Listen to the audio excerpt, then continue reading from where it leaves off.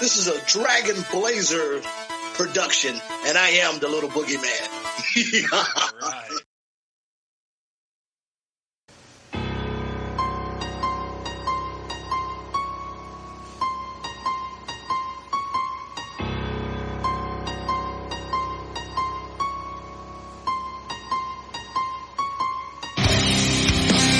Coming down the aisle, your podcast tag team champions of the world, Boomer and Blaze.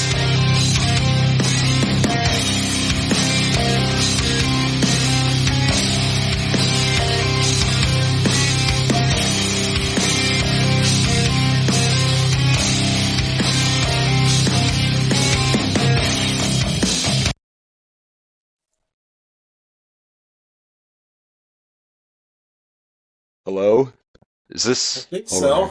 Is this real? Is this happening?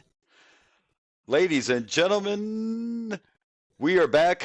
And I'm It Blaze. is another exciting edition of the Boomer and Blaze show. I am Boomer. And holy shit, because you I do know. realize that technically I it's know, been I'm over having a month I'm having since we've withdrawals, recorded man. because of I'm having real life. I'm We having don't have- withdrawals. like, we need to start It's a been so long. It's like, GoFundMe. you got any of that Like- podcast? You got any of that Hey, man. podcasting? You got any of that? You got any of that? You got any of that?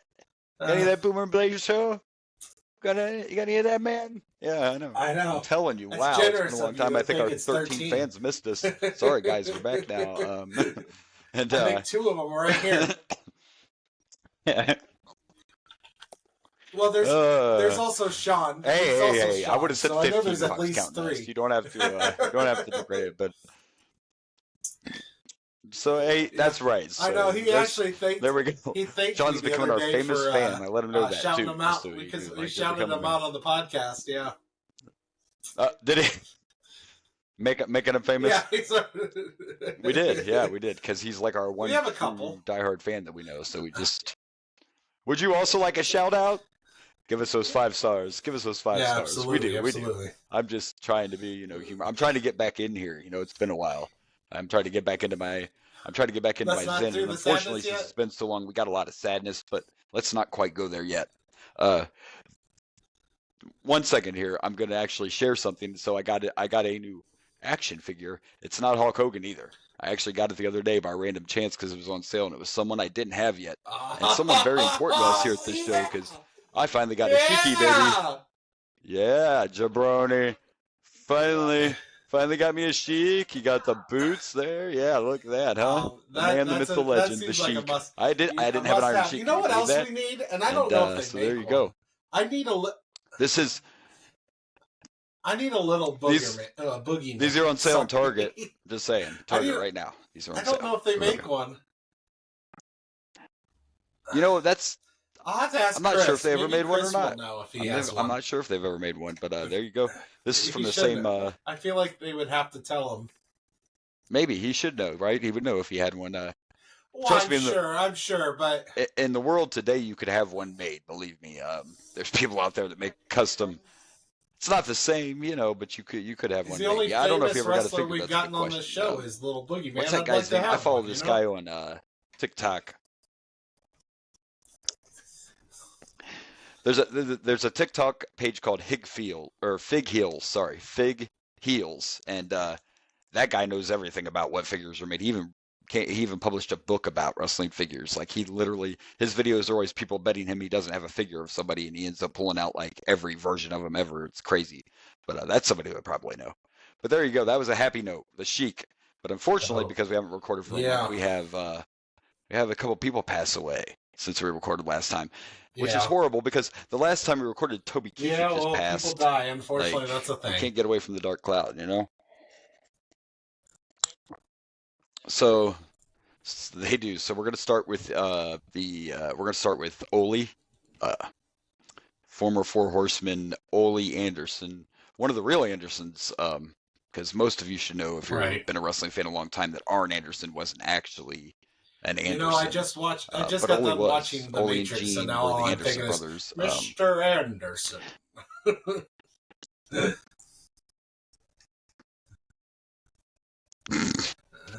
But see, when you say that, what I think is, I've never actually heard him say that, because I'm used to him saying, that's what I think. Mr. Anyway, Kennedy.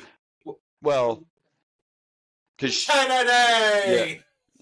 Yeah, because you didn't watch TNA, so yeah, you didn't see him in TNA, but Kennedy. So yeah, there we go. We lost Ole, and what's crazy about this is. And we talked about this because we just started diving into WCW, so we've actually seen some of Ole. I never saw Ole wrestle growing up because when I got into wrestling, Ole was he was there and he was like a horseman, but he wasn't physical anymore. He didn't get in the ring, so I've never seen a lot of Ole wrestle. But I'll tell you what, he was definitely believable. Just like Arn. As a kid, I liked Arn Anderson. Arn Anderson did not look like Hulk Hogan. Arn Anderson was not a flashy character. But I believed when Arn Anderson came out, somebody was going to get a spine buster. Somebody was getting fucked up. Like, I believed him. And sometimes that's what you need when you're a wrestler, is the believability. So I think Arn had that, or Ole had that. And Ole was behind a lot of the creative at WCW. He worked behind the scenes for a long time after he retired. So he was part of the creative as well. So he had a very long career. I really don't know much else to say because, like I said, as far as his wrestling career, I don't know a ton about it. But we're getting there. We're seeing some of it now. In case you guys don't know, we'll be doing next week we will be back to WCW because we're on a big non-Starcade episode, right? It's our first non-Starcade. We're finally starting to get into new ones. And that also means we're going to get to start seeing these, instead of seeing them a year apart, we're going to get to start seeing them pop up, and we'll get to see these storylines develop a little bit more, kind of like how we do with the WWF pay-per-views, or we get to see... Yeah, exactly. Now that we're getting the multiple... Yeah, and a lot of good stuff coming too. Like the NWO, I can't wait.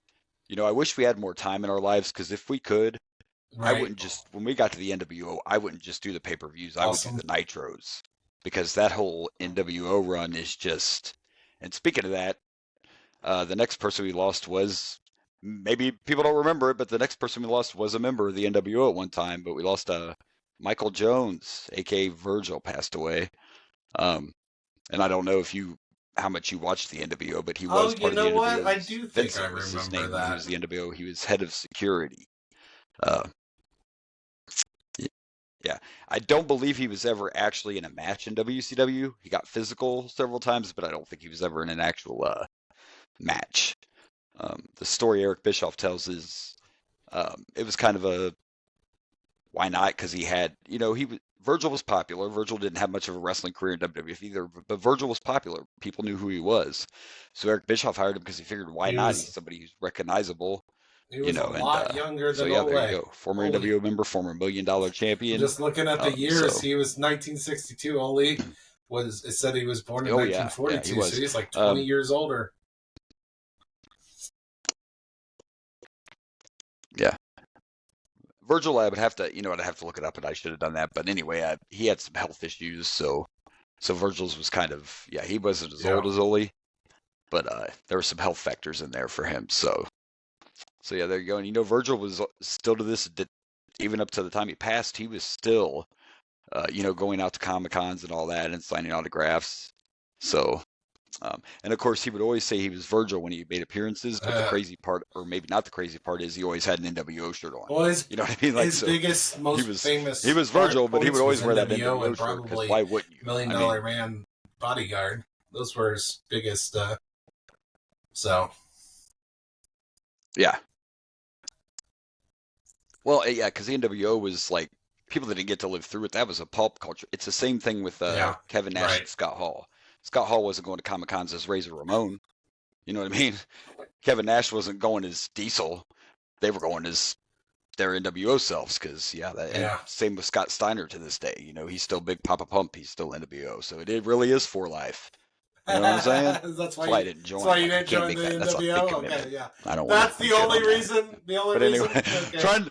That's why I didn't join the NWO. I'm like, that's it. That was really. I would love to team up with Hulk Hogan, but I'm like, brother, doesn't work for me, brother. Sorry, not for life. No, doesn't work for me. Yes, I was offered. I had to kindly pass. That's yeah.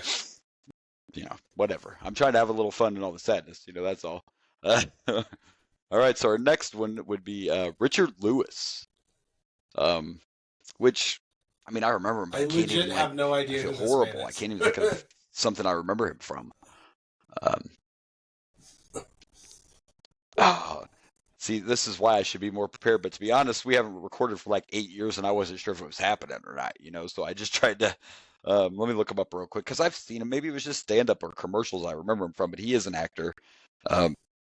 But I just off the top of my head, I can't think of anything. Oh, I remember him from. I never saw a stand-up, so because he's a stand-up, and I remember him doing stand-up. So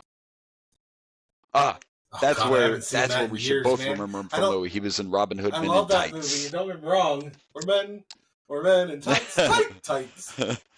But yeah, Men in Tights. He was also on, but yeah, he doesn't have a lot of acting. He was also in Curb Your Enthusiasm. I've never watched that show, but there you go. Men in Tights. But I remember his stand-up. That's where I primarily remember him from. Excuse me, but I hear a noise. Is Jade Cargill in your studio? Because I hear thunder. And if she is, why wasn't I invited? No. Because I hear a storm It's coming. literally storming here, but nice tries. I know. I was just, I'm just having a little fun. All right, the last one. This one just happened a couple days ago. This last one we got.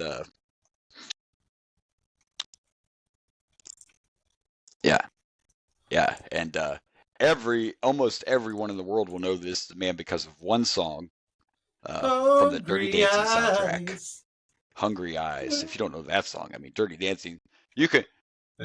Yeah, look, you can call me what you want, but that's one of the greatest soundtracks ever. Like the Dirty Dancing soundtrack's amazing. And yes, "Hungry Eyes" was his big hit. And by the way, in case you didn't know it, here's a little trivia for you. Eric Cartman's from Cleveland. I probably wouldn't know his damn name if it wasn't because of the fact, and I do know "Hungry Eyes," don't get me wrong, but, I probably wouldn't have been able to tell you who sang that, to be honest with you. Right. But I know that name. I know his name because when I go to karaoke, sometimes I sing Eric Cartman songs, from South Park. And if you're searching for Eric Cartman, guess who comes up first? Eric Cartman. So Eric Cartman. So look, so why don't you go to karaoke and try to sing "Hungry Eyes" as Cartman? That's what we should. Hungry Eyes. I don't know the words. I just know "Hungry Eyes." You took me by surprise. You don't know the words? Don't make me sing this whole song because I'm not that good of a singer. Maybe I'll give it a shot. Yeah, maybe. We'll see. I haven't sang Cartman in a while, actually. Right. It would be entertaining. Look, if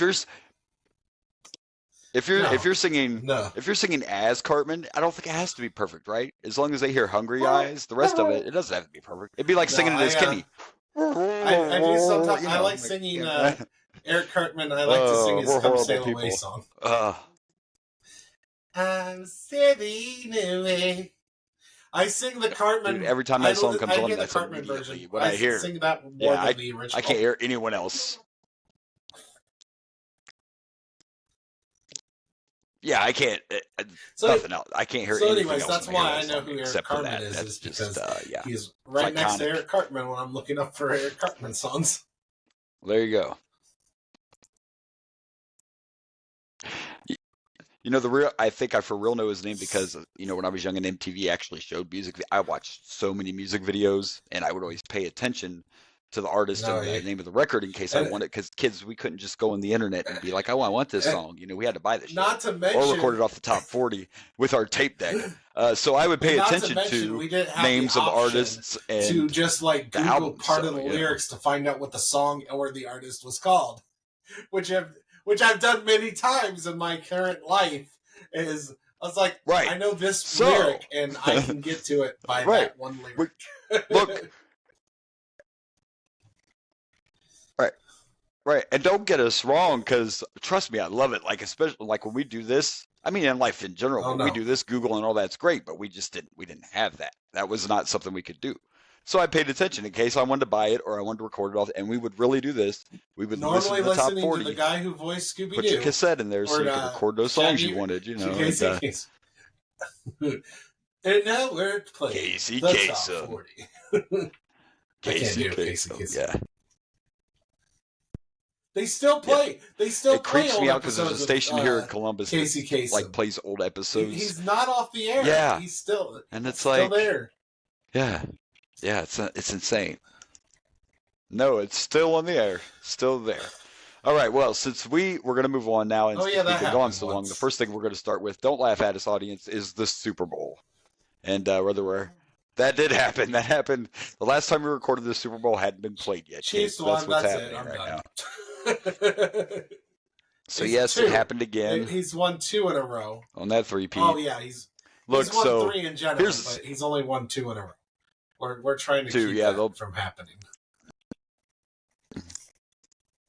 First of all, before I dive into what happened here, let me just say real quick that what I love, though, is you can watch any show you want on ESPN, and when they start talking about it, more than one person will say things like, this only happened because Burrow was hurt.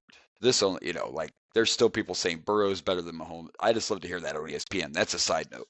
But what happened in the Super Bowl, though, happens all the time with Kansas City, and it's because I think Patrick Mahomes is sick in the head, and he likes to be behind.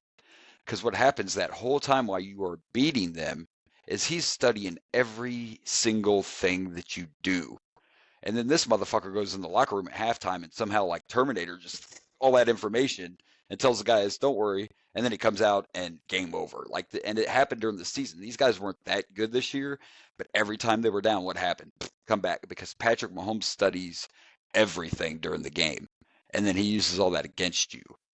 He don't worry about the coaches. He studies that. Like, the man he's unreal, whether you like the Chiefs or not. And by the way, we hate on them. But you know what? If the Bengals ever win 3 in a row or 4 in a row or 5 in a row, we'd love it. It's not our team, so we hate.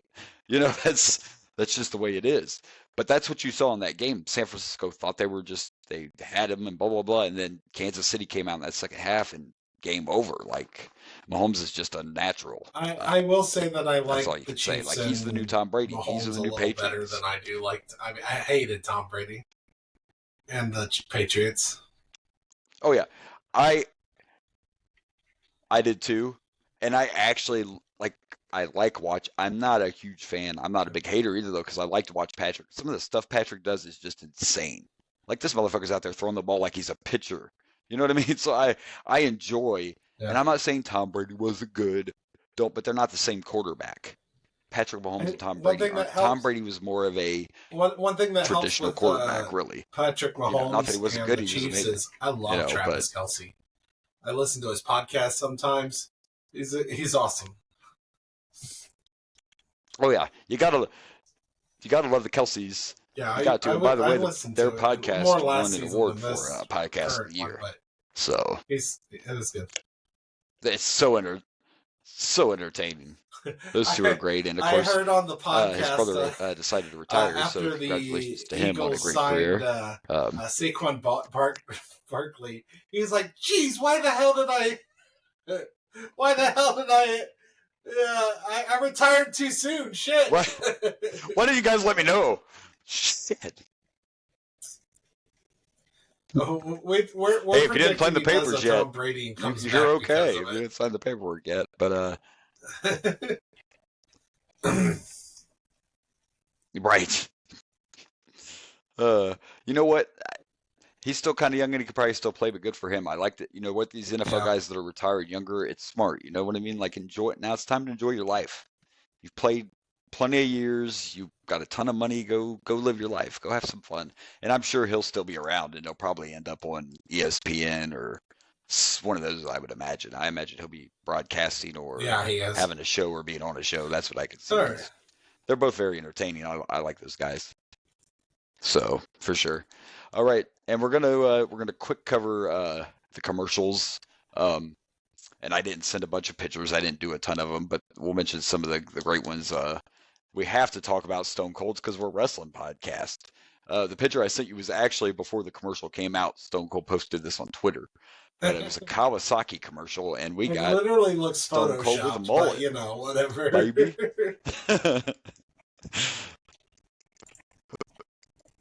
Yeah, even in the commercial, the hair look, which maybe it was computer generated, but it's still hilarious. It was great to see. Um, that was the best part of it. I mean, for one, it was Stone Cold, and I'm a huge Stone Cold It fan. was funny. And It the was mullet pretty entertaining. the mullet made me laugh. I mean, come on, it's great stuff. I was a huge fan of the Michael CeraVe commercial. I thought that was that was pretty good. Like and the the Arnold, neighbor. come on, State Farm with It's Arnold. Neighbor. You had to like neighbor. that, right? That's what I said, neighbor. Neighbor, look, and you have to look it up. I happen to see it on TikTok, but before that commercial came out, Arnold was on Jimmy Fallon was on with Jimmy Fallon, and he was treating it like it was an actual movie coming out. Arnold was instead of a commercial, did you see and the whole thing's just hilarious. Arnold and like a 5-minute skit or something, but it was hilarious. Oh, did you? I didn't even realize it. Well, we'll get into that. Are you sure I sent you a picture. I don't. We're getting to that. One. Yeah, we're gonna talk about the Oscars. Yeah. All right. Well. Yeah. With Cena. Yeah, we're gonna get to that. That's Oscars. Shh, your spoilers. Spoilers. And then of course we got Carl Weathers in the FanDuel commercial. So that was a nice little tribute to Carl Weathers. Yeah, the Dunkin' commercial. But here to me, I thought this was the best commercial. The Dun Kings, fucking. There's what Tom Brady's doing after retirement. That's what you do. You hang out with Matt Damon and fucking Ben Affleck. That's what you do. Yeah, I think that to me was the best. Yeah. I love Stone Cold, but to me this was the best commercial. So there you go. And then there were millions and millions and millions of trailers. I was excited for the Twisters trailer, but I think you and I were going to agree on the ones that I sent you as being two we were very excited about. Deadpool and Wolverine. Yeah, because we got a Deadpool trailer, baby. I think I'm more. And they're bringing back I'm more excited for this than any other Deadpool. I'm so excited. This looks amazing for Deadpool and Wolverine. And not to mention, I'm saying this now, and by the way, I want to go see I haven't been to a movie theater since the pre-pandemic, and not because I'm afraid to go, blah, blah, blah. It's just they're expensive. You can rent them at home now and all that. But I want to see this on the big screen, and I think this is going to shatter records first weekend. I think this is going to, because no one thought Hugh Jackman would ever be Wolverine again. Ryan Reynolds as Deadpool's enough to draw people in. But now you have Hugh Jackman back, and he's going to wear the old gear. He's going to wear like the X-Men gear that everybody wanted. Like, I think this thing's going to I think it's going to destroy the box office. That's my prediction already. For sure. I mean, how can it not? But yeah, there were some Easter eggs in the trailer, and I'm super stoked. I have bad news. This can't come out soon enough. Like, why can't it be tomorrow? By the way, you know what I mean? Like, yeah. I'm going through right now, and you did not send me anything. Oh my goodness! Okay, but no, that Deadpool trailer was awesome. It was crazy they didn't even show Wolverine. Just his shadow. Just his shadow. Oh yeah.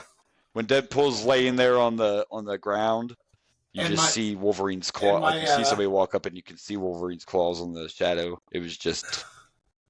Oh, I did forget. Here you go. I'm going to send you the Oscar stuff right now while we're talking. My favorite part of the trailer was anyway, he comes out, everybody bringing out their batons, and he's like, "Ooh, is that supposed to scare me? I'm not a, I'm not. I am familiar with pegging, but Disney isn't." It was so good. I cannot wait for that damn movie. It's good stuff. It's coming soon. Yeah. And the other one I'm excited about isn't a movie. It is coming soon. The other one I'm excited about is going to be a series. And it's Knuckles. Come on, man. I don't care if I'm 43. Look, the Sonic movies were good, and the trailer for Knuckles looks great. Like, sign me up. I heard, the rumor is, there's another Sonic movie coming in. Jim Carrey's going to reprise his role. Mr. I'm retired. Yeah, he does, which is crazy that he does, but he keeps coming back. I mean, he came back for Dumb and Dumber. He didn't act too long in between. Jim Carrey's kind of out there. But the fact he's coming back again for they give him a lot of money. Sonic, that says a lot about that franchise. So, Yeah, exactly. Everybody's got a price. Ask Ted DiBiase. He'll tell you. Or ask his son. Never mind. Don't ask his son. Don't ask his son. Never. Do you get that joke? Do you know about his son? Really? His son's in a lot of trouble. I did not Ted know DiBiase that. Jr. is going to spend the rest of his life locked up. So. We're wrestling podcast. Continue. What happened? Yeah. Yep. I don't want to call it. It can't be. I don't remember if he was in real estate or something to that, but basically he stole people's money, but it's not embezzlement because it wasn't through a business. Oh, okay. It wasn't. Let me look it up. Let me look up his charges. Oh, wow. But he took money from people in not a good way. Yeah, so right, that's why I made that joke. Do you want to do the Oscar stuff next, or? It's, okay. Yeah. Hold on, I got my list. We are going to go to. Oh, we got to talk about one more thing real quick before we go to the Oscar stuff. What did you think of the halftime show? By the way, okay, so it's nothing. The charge is fraud. I mean, it's He's still being charged it's with shitty, fraud. but well, he received. Well, you got to listen to all of it though. See, he received millions in state aid intended for needy families. Okay, but he used it to buy houses and cars and boats. It has to. So. And it is there's a federal lot of charge. New pregnant people. Oh, so anyway, the halftime show. 40s. Let's talk about it. 30s, 40s. I mean, Usher, he just got all the people in the audience pregnant. It was not bad. I forgot how many good songs Usher has. I mean, yeah, but that's true. But maybe I'm a hater, and I love Usher, but it wasn't quite. He sung the more modern stuff. And a lot of slow stuff, but that's probably to get the panties wet. But like I wanted to hear My Way. I wanted to hear all the stuff off that first album. He teased that stuff, but he did none of those songs. Most of it was just shit off Confessions. Like I don't know. You waited 20 years to do a Super Bowl. You should spread out your career a little more instead of like. In my opinion, I love the Alicia Keys thing. I never was like a huge Usher fan. But I know a lot of his songs, so it's like, oh, I remember that song. So it's not like I was right. So for you, I was wasn't like going into the Super Bowl like, man, he got to sing this one, he's got to sing this one. I was like, oh, I remember that one. Oh, I remember that one too. Yeah. But oh, absolutely. I love the Alicia Keys spot and ending it with I was like the only way you could end it. Like you had to do everybody expected that shit. Outcast, right? Outcast. Or who was it? Who showed up? Ludacris. That's right. That's the one. No, Luda was there. Luda, John. Because Little John. I do Luda like and Little Ludacris. John. Yep. Yeah. Yeah. Fair enough. LA Knight likes Little John. So it was cool seeing Ludacris. Yeah. So. It was cool, and he had the big old. Somebody posted and said. This Ludacris looked like this at the halftime show, and it was that picture of Scooby-Doo from when he has the afro and the glasses. And I was like, oh, great, now I can't unsee that. Neither can you now. Yeah. Yep. All right. Yeah. We're trying to not have a 30-hour intro, folks. We're trying, but it's been a long time. But we'll get ready and we'll move on to the Oscars. I didn't either. Only two things. There's just two more. I didn't watch the Oscars, but I see stuff on social media. And the moment you were talking about, though, a lot of people are saying is one of the greatest Oscar moments ever. And that's when Arnold and Danny DeVito were presenting an award, and then they both talked about what Batman did to them. And they, of course, pointed out the fact Batman was in the audience, Michael Keaton. It was great. It was a great moment. And I know we all know, and we just kind of let it slide because the fact is, that's not Arnold's Batman, but we let that go. Clooney. Arnold wasn't with Michael Keaton. Arnold was with fucking George Clooney. But it was still a great moment, and that's all Michael Keaton did back. Like that's great. Don't tell me that man's not Batman. Okay, don't tell me that man's not Batman. And John Cena, John Cena had a moment too, and I was starting to believe that John Cena is like Will Ferrell, like. Just give me a reason to take my fucking clothes off. I didn't. I haven't watched this moment, but I've seen memes about this moment. Yeah. So No, I actually did watch this one. This one was great. It was this so moment good. or John Cena's seeing moment? That one or both moments. And I have to commend you. Yeah. You did some photoshopping there because I'm pretty sure that it's not a picture with Keaton showing in the same screen. So you did that. Did you do that? Did you do that? You put Keaton there. Good job. Good job. Proud of you. Hey, yeah, no. Cool. Yes, sir. I'm proud. I'm learning. I'm learning. There we go. He was presenting the award for best costume design. Oh my. Yeah. Dude, look. I give him props because Oscars. Even if I looked like that, I don't think I'd be comfortable walking out. I'm curious in how the Oscars like that. So I give him props. Of course, you can't see him, so I guess it doesn't matter, right? Oh no, there's a. You haven't seen the clip yet because he at the end of whatever he said before it, like at the very end, he goes, I can't open the envelope, and then they bring out a like a robe or something to throw over him. So they come out and cover him up. Gotcha. Because he makes a little joke about how I can't open the envelope, So apparently, he was really naked, is what they're saying. Here, so.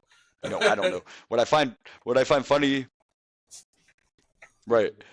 What I find funny about it is all those people that believe in the Illuminati and blah blah blah. They're saying this he's being punished. Being punished for his Hollywood fame. This was a shaming for him that he had to do. This is part of his.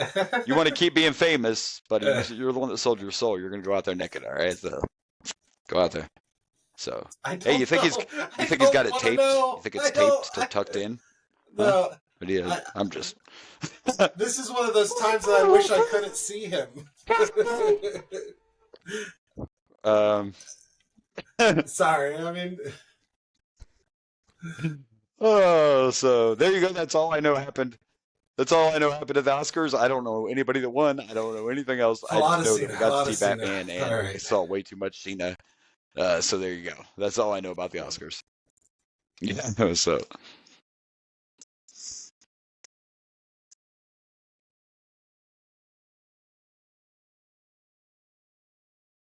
All right, so besides the Super Bowl, and we're going to talk a little bit of NFL, even though, man, free agency is nuts, and we're not even going to try to cover all of that.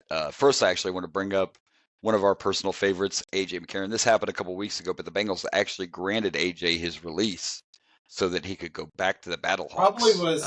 Probably was move planned by both before, the organization and by A.J. When he was signed, they probably said that they would do that. Part of me,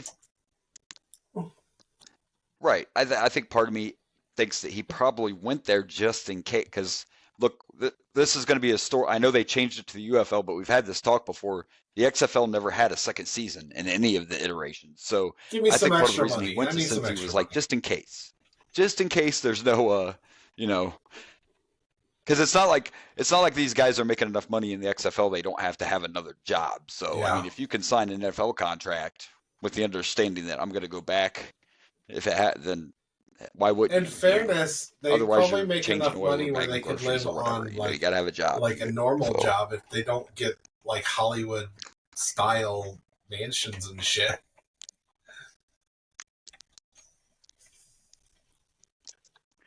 Right. But I'm just saying, that most of these guys, it's kind of like arena football players. They have a job, or like us, we have jobs because we're not making any of that podcast money. We're not making that Kevin Smith podcast money. So, yeah, right. We're not even making a guy named Kevin's podcast money, man, like in the basement of his mom's house, talking about video games. I don't know, whatever. But so there you go. Good luck. Good luck to AJ, and I'm interested on your take about, like I said, there's a lot of free agents. I'll mention a few, but I only sent one picture to you, and of course that's Joe Mixon, who originally it was said he was getting released, and then the next thing you know, he's traded to the Texans.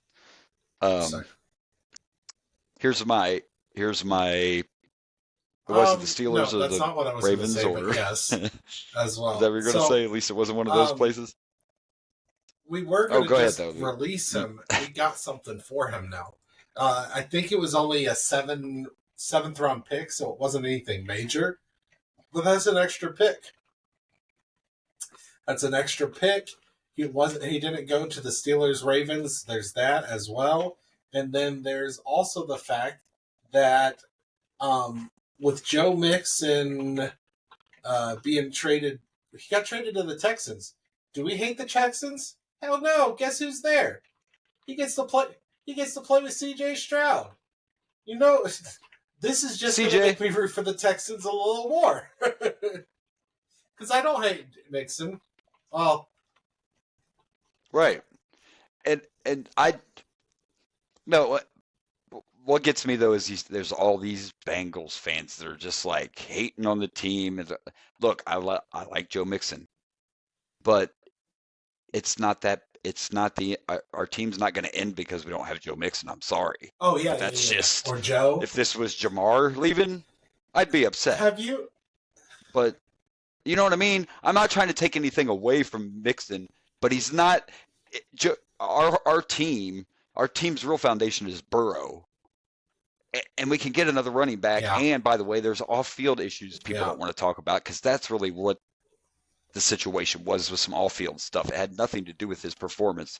It's the off-field stuff. So to me, like you said, we got something out of him. We didn't trade him to one of our rivals, and everybody wins in the end. Like, it's not a big deal. He's replaceable. And I think it was a good move. It had to be done. It's just something that had to be done. And like you said, better than releasing him and not getting anything. No, I don't think. You know what I don't like though is Henry to the fucking Ravens. I don't like that. So they were like one of the top rushing teams with whoever the hell they had, and now they got fucking Derrick Henry. This sucks. That's gonna make things rough. Yeah. Yeah. Now a move I'm not scared of but intrigues me is Russell Wilson to the Steelers. I don't think Russell Wilson's completely done. I just never thought Denver was a good fit. Even before they hired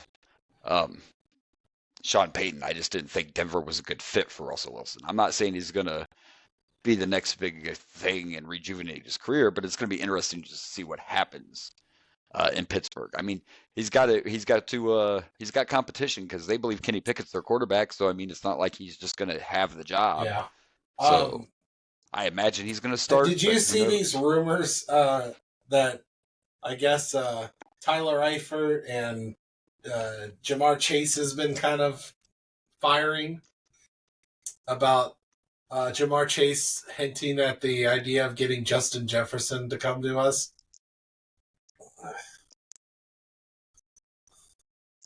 Oh no, they but you know what? A lot of people want him. The Vikings flat out trade came out Justin for Joe Burrow. So, yeah, no.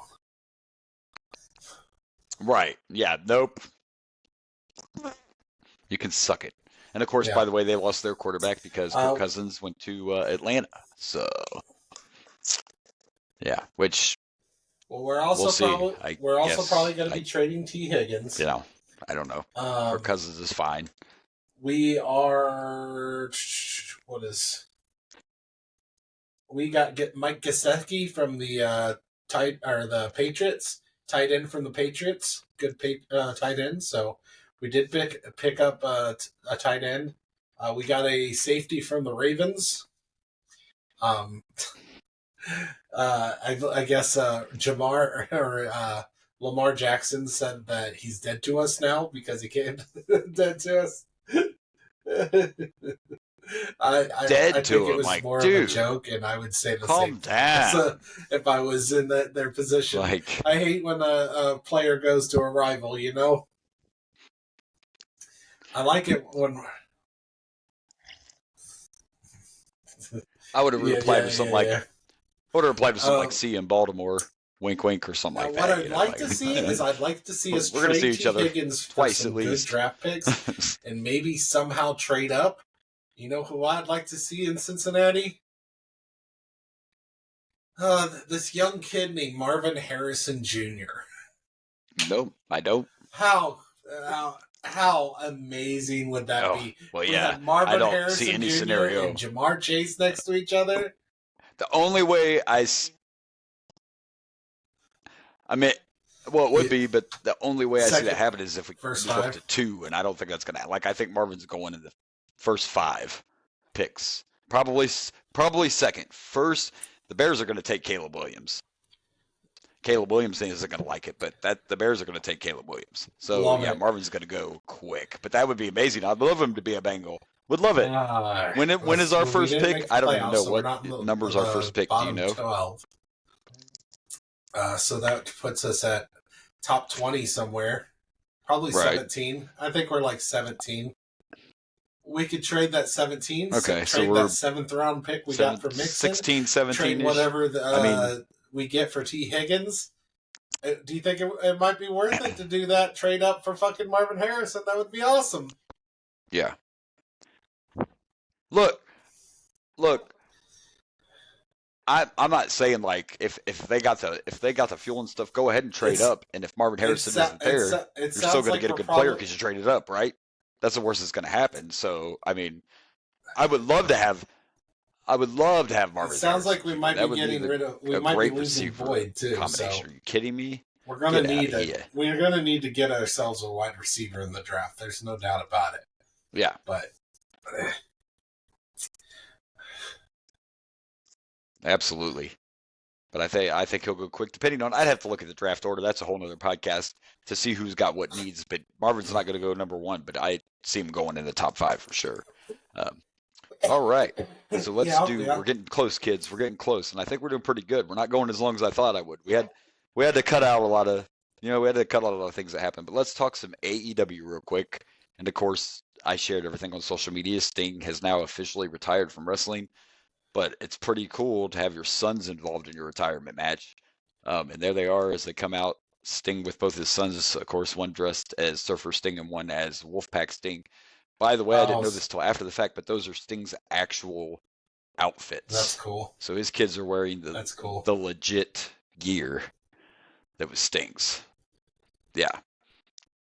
And there was and I didn't get to watch it. Unfortunately, I haven't been watching as much wrestling, as I'd like to anyway, but the card for this pay-per-view, like knowing this was Sting's last match, I really wanted to see it, but there wasn't enough on that show to make me want to buy it. Like, it's a lot different without a network. I've bought AEW pay-per-views before, but I wasn't going to pay $50 basically so I could watch Sting's last match because there just was nothing else on the card that, Unfortunately, some of their featured people right now are the ones I don't like, like Moxley, Eddie Kingston, and their world champion Samoa Joe. So it's like, oh great, every fucking guy I don't like's on top. No AEW for me. But anyway, it was Sting's last match. I saw some highlights though, and there was a little bit of an uproar about there were 2 glass spots. Sting got put through glass, but it happened in the ring. Darby went through glass, and they had this glass set up outside the ring like a table, and he was supposed to be hitting Nick or Matt Jackson, but of course they moved him out of the way, and Darby hit this glass. That glass went everywhere. It actually hit a woman in the front row. It didn't get like her eye, but a person in the front row got. Now, first of all, my thinking is, like, I get it in wrestling shape, blah, blah. Shouldn't you be using sugar glass so no one gets hurt? Like, that would be my thought if you're going to do it that close. But I looked it up to make sure it was legit, and people had to sign waivers that were in the first few rows in that area when they came into their seats, because it said on there are some dangerous spots in the main event, so if you choose to sit here, you may get injured, blah blah blah blah. But I just think sometimes, like, and if Sting one of those spots, that's great, but we know enough that you can do it a little bit safer. They could have done it in a different area instead of they did it right where the wrestlers come in the entrance, but right there by the, you could have did it in the ring like you did Sting, so the stuff didn't fly. That glass went everywhere. Darby was out most of the match after that, so it kind of was a little extreme. But I shared the TikTok. Sting did win, which I like too. Now the old wrestling ways say that you should always lose your retirement match. Maybe, but I think this was more to. I don't think that has to always be the way. I don't think that's but you could look at it as a way of pushing Darby. So you're still like, it's a retirement match, but it's not a singles match. Well, not No, and not only that though. By the way, Sting wanted to lose. Sting wanted to lose the match, but the Young Bucks and Tony Khan and the Young Bucks said, no, we don't want you to lose. We want you to go over. So Sting was actually hesitant to go over. So Sting did want to do the old school. That's fair. Thing, that's true. But that's true. The Bucks don't need put over. You know what I mean? Like the Young Bucks didn't need put over. I think from their perspective and from Tony's perspective, Sting's AEW run, whether you liked it or not, was perfect for him to end his career. He was protected. Let's be realistic. The shit he was doing, we all like. Sting was taking chair shots and not selling them. You know what I mean? But no one cared because it was a good, and he never lost in AEW. So why make him lose his last match? He was undefeated all the way up to that point, and they put the tag title. Yeah, so he won undefeated and as a tag team champion. So I think it was the perfect end to his run in AEW, and I think it was a great way to end his career. And I think every once in a while you can make an exception to the rule of, especially when it's a bunch of people. Darby has been pushed plenty, but with the exception of Darby, no one else needed a push. To see Darby go like the Young Bucks don't need a push. It'll be nice to see if Darby gets like a push, like every once in a while it happens. Push now that he's no longer with Sting. I think that's what it's leading to because his first match is actually a pretty big singles match since Sting retired, and they're having a tournament to crown new champions, but they haven't announced all the teams yet. But yeah, I think they're going to let Darby have a push now. So we'll see what happens. But the way that guy wrestles, I don't know how much longer he's going to make it. All right, and I just saw a clip where he tried to coffin drop. He did a spot where he tried to coffin drop somebody on the apron, and of course they moved, so he just took that hit right on the fucking apron down his spine, like this. To me, that you're just shortening your career. But okay, Darby Allin retires at 30. He had a great career though. That tag team match. The only other AEW thing I wanted to share just happened last night. I did send you that, right? Let's continue. Okay. Yeah. Yes, you did. I'm ready. He was on the floor for about 10 minutes. Okay. The one other AEW thing that just happened last night on their special episode called Big Business is this. The boss. I mean, I'm sorry, not the boss. I love the CEO. I love that she made just her changed debut. It from Mercedes the Moné is all elite.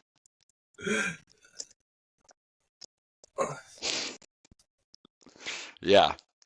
Yep. And that's fine. But look, you know what's crazy is somebody was already asking her in an interview before this happened if she would consider going back. She's basically already saying, hell yeah, I'm going to go back to WWE, but I already signed this contract. Is kind of what she already said. So we'll see how her run goes. I watched a clip of it because I haven't recorded it. I haven't watched Dynamite. So I went ahead and watched a clip.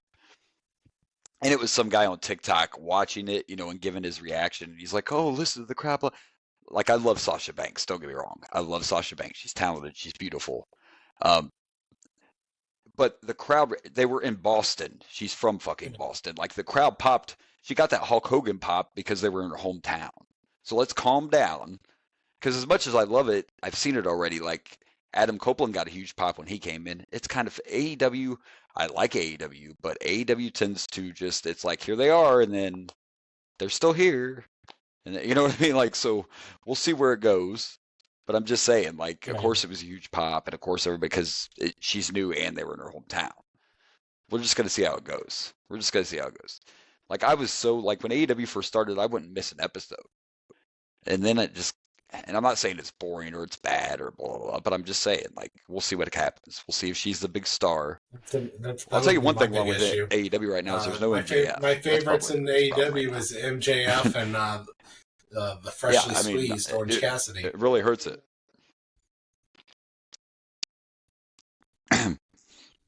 Who, by the way, at the last pay-per-view finally lost his title that he's had. Someone managed to open the zipper. Finally lost the international title or whatever they call it. But anyway, and it was Roderick Strong, who used to be in. I recognize the name. NXT and WWE. Yeah, he's part of the Undisputed Era back in the day. Yeah, and then Kyle O'Reilly returned right after it happened. So there you go. All right, well, moving on. That was AEW. So I think we can finally get to some WWE stuff. Yep. And let's start with the Hall of Fame. And the first person that they announced for the Hall of Fame was none other than Paul Heyman. Ladies and gentlemen, now, I'm jumping a little bit ahead about stuff we're going to be talking about, but just follow me here. This whole bloodline story and everything is so great, and I'm so excited to see what happens at WrestleMania. And there's been little hints dropped here and there. All I'm saying about this, because listen, I want to believe, I think everybody wants to believe they have to pull the trigger this time, right? Doesn't Cody have to finish the story? Like if Cody loses again, is any of us going to give a fuck about Cody's story anymore? So there's some little hints. Like if you've been watching promos with The Rock, when the Bloodline do this, The Rock puts his hand up like this. Just these little subtle. This is subtle too. 99% of the time, active people don't get inducted into the Hall of Fame. I feel like when Roman loses, that Paul and Roman both are going to leave TV for a while. Yeah. So I think this might be another hint that Cody's going to win. And maybe I'm digging too deep into that. I'm just saying most of the time active people usually do not get inducted into the Hall of Fame, which doesn't mean Paul Heyman's retiring. I'm just saying that maybe that's a hint of the one that shocked me is we still haven't heard anything about Bray, and I heard all these rumors that Bray was going to be the headliner for the Hall of Fame, but I don't know. It may not happen this year. The list right now, and I'm going to read it in a minute, but I'd say right now that Paul's the headliner of this class, in my opinion, right now. So far we have Bull Nakano has been announced. Thunderbolt Patterson, that's one going way back. I know the name, but I don't know a lot about Thunderbolt. And then the other one's U.S. Express, and that one to me is like, and I get it. This is all just opinion. By the way, this is the first Hall of Fame with no Vince McMahon involved at all. So this is Triple H's Hall of Fame. Also, first WrestleMania. This is actually legit the first WrestleMania with no Vince McMahon involved. But anyway, the U.S. Express was Barry Windham and Mike Rotunda, and they both had great careers. But this, to me, it's like I don't know. I don't think they're a Hall of Fame tag team. When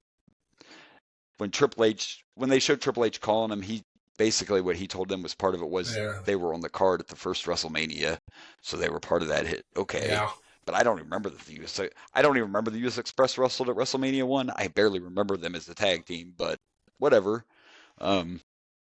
It's actually going to make Barry Windham a two-time Hall of Famer because he went in with the Four Horsemen. Barry Windham going in again. Barry's going to have 2 rings. Barry Windham, so yeah.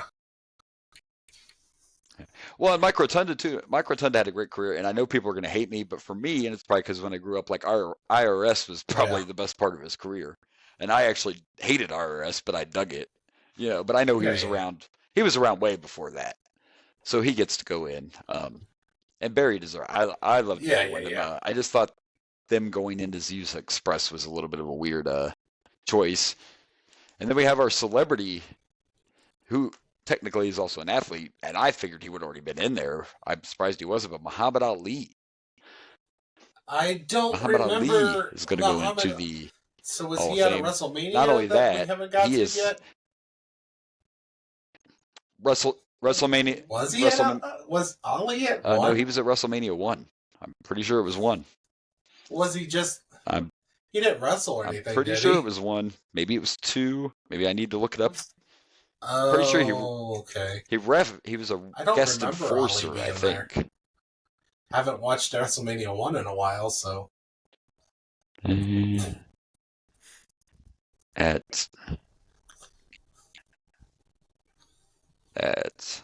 We're still always prepared, right? Here we go.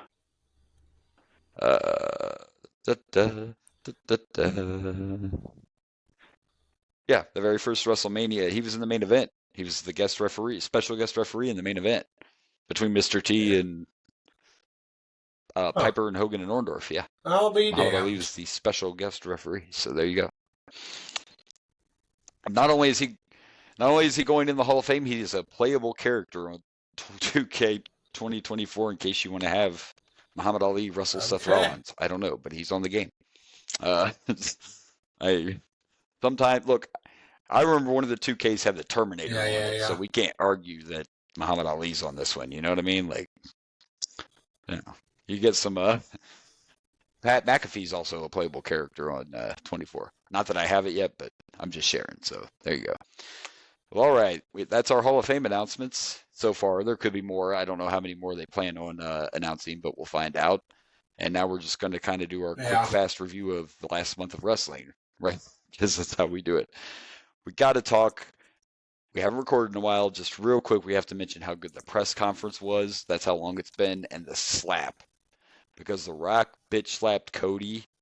And no, I'm guessing you didn't get to see SmackDown because you haven't watched a lot of wrestling. But this past week when Seth and Cody accepted the challenge, Cody got it. Cody got his slap back. He bitch slapped The Rock. He returned the. He returned the favor, but I thought that press conference was done really well.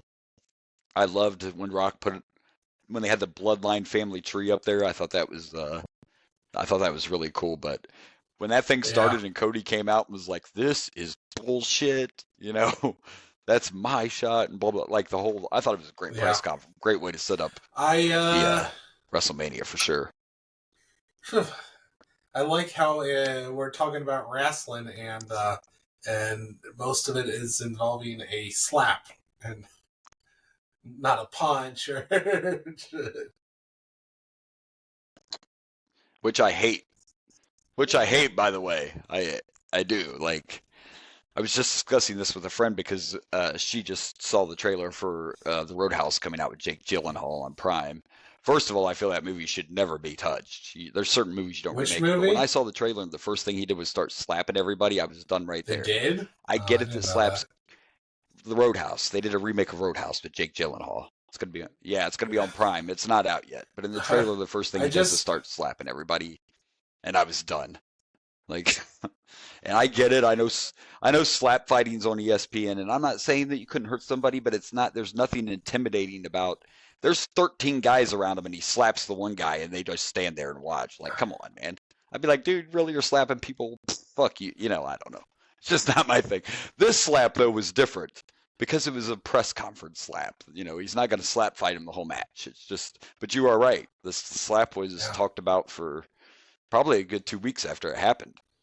They kept talking about the slap, but it was it felt real. You know what I mean? Like, it was, and that's another thing. The promos that have been going on, like if Cody doesn't win, it's just Cody's going to be, I mean, I still worry about what happens when Cody does win because it's always harder to be the babyface champion than chase the title. But I'm even more worried about what happened if they don't pull the trigger. I feel I could be wrong, but I feel The Rock's going to cost Roman the belt, or at least he may not interfere himself, but I think he'll keep Solo from cheating, keep the interfere. I think The Rock's going to be involved in Cody winning, and then we're going to get to see that Rock and Roman feud. I could be wrong. I don't know. I don't know where it's going. Some people think Cody might face The Rock at SummerSlam, which we're going to get to that in a minute too, because there's big news about that. About that. We're going to go next. But if we're going to share, let's share the WrestleMania card that I sent you. The only thing, like, this is such a great, I'm not complaining about this Bloodline story and all that, but I feel bad for everybody else on the card, especially now that they added this tag team match. So on night one, we are going to get right off the bat, Rock and Roman versus Seth and Cody. That was a rumor. And if Roman and Rock win, then Cody and Roman's match is Bloodline Rules or whatever the hell they call it, which basically means anything goes. So there is a stipulation. It's basically about, and if Seth and Cody win, then everyone's barred, no one's allowed to interfere, blah, blah, blah. So there is a stipulation. What I feel bad about, though, is all the focus is on Rock and Cody. And now you pull Seth into it, so no one's talking about the guy who won the Chamber. Like, no one's talking about Drew, who has the world title shot. Yeah. Bayley's getting no kind of attention, who also won at Chamber. Bayley won at Royal It's a Rumble, great story, but unfortunately, it's taking everything away. From. Now, don't get me wrong, Drew's. Oh, sorry, Royal Rumble. My bad. Becky won at Chamber. We missed Chamber, but anyway, and Sammy just won. And you're probably a little sad. So they had the gauntlet match, and I think a lot of people were pulling for Gable. And I don't hate Gable, but when I looked at the 6 guys that were in that match to see who was going to face Gunther, I'm like, it has to be Sammy. And that and that's not a knock on Gable, but Gable's been doing that, kind of comedy act with Otis and all that, and I just don't think this is WrestleMania 40. Everything I read said it was going to be Braun. Yeah. So I'm surprised it's not Braun. Originally it was going to be Brock, but we know Brock's kind of not around.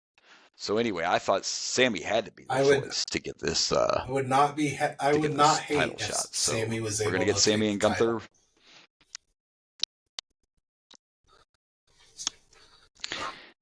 I'm intrigued too because I'm curious who all is going to win champion. How many titles are going to change hands is what I'm curious about. They're certainly not going to switch every title at Mania, but it's very interesting to think about. Because I'm pretty confident that Drew's going to win the world title, and I could be wrong, and I'm pretty confident Cody's going to win. I think Rhea Ripley Gunther wins. may not lose. They may want to keep that going till SummerSlam. I think Bayley wins too. Look, we're making our predictions early for you kids. And then, of course, we don't know the other participants yet, but we are getting a six-pack match for the nice. I'm looking forward to that. Six-pack ladder match for the tag team titles. Very nice. That is nice. And I just want to throw something out there. I'm not one of them rumors people. I'm just throwing something out there. The last time they had a multi-man ladder match for the tag titles, you remember the New Day coming out and mentioning that there was going to be another team involved? And do you remember that? And that you don't remember? Well, that's when the Hardys returned last time. Oh. And their contracts are coming up. I'm just saying. Just going to throw that out there. That they're having another multi-tag team ladder match, and the Hardy Boys are going to be free agents. I haven't heard anything. I'm just saying that we'll see how many teams they announce. We'll see if there's a surprise. Matt has been very vocal lately about not being happy with the way AEW is using him, and also how him and Jeff would like to finish their careers in the WWE. So I'm just saying, you never know. I look at it like this way. You never say never in wrestling, but especially now that the Vince McMahon era is actually over. That's why Mercedes all of a sudden wants to come back. She left because, what I'm saying is now for real, anybody could come back now. There's no more of this. There's no more McMahon. People that hate Vince that didn't want to come back could come back now. So I think the door is open for anybody, because in Triple H, we trust. Indeed. All right. Woo. That felt like a marathon, but I think we still did pretty good considering everything that we had to talk about. No. The next one would be, we got to talk about the main event of Mania. Is that one of them? Or Cleveland rocks. No, I know what we got to talk about. We're talking about the reveal of where SummerSlam. It is now official. We're going to make this happen. I don't know how. I'm not going to miss the SummerSlam. You could drive to Cleveland and back. No hotels necessary. I might have to sit in a nosebleed seat. But I'm telling you, if I can get a ticket for under, $200 and I have to be way up there, I would do it. I mean, come on. This is like, I'm going to try my best. We could do a GoFundMe. We could do a show. We could broadcast. Yeah. We could do a show from SummerSlam, kids. Now, come on. You know what I'm saying? But it is official. It is official now. SummerSlam will be in Cleveland, Ohio. And think about it. The very first live event I ever went to was the SummerSlam in Cleveland, Ohio. It'd be like my anniversary thing. You know what I mean? Absolutely. It was in the Gund Arena back then, but full circle. It could be a full circle thing, so it is official. I'm going to announce it now. I don't know when tickets go on sale yet. I don't know if they've announced it, but it was actually let's go. Right? Oh gosh. Logan Paul was the one that actually made the official announcement that that SummerSlam's going to be in Cleveland. So there you go. And all right, it's the thing we do at the end of it. Now I think we only have one more thing, right? You talk about withdrawal. Everybody has to have some withdrawal from the Sheik Tweet of the Week. Oh yeah. And this one, man, he really took me back to my childhood. You know what I mean? I'm gonna hold on a second. Fuck yourself. If you're happy and you know it, go fuck yourself. If you're happy and you know it, go fuck yourself. If you're happy and you know it and you really want to show it. If you're happy and you know it, go fuck yourself. It's good stuff. Oh, we love you, Sheik. Good stuff. We love you, Sheik. That's so good. We haven't had a Sheik tweet a week in a long time. Yeah. So there you go.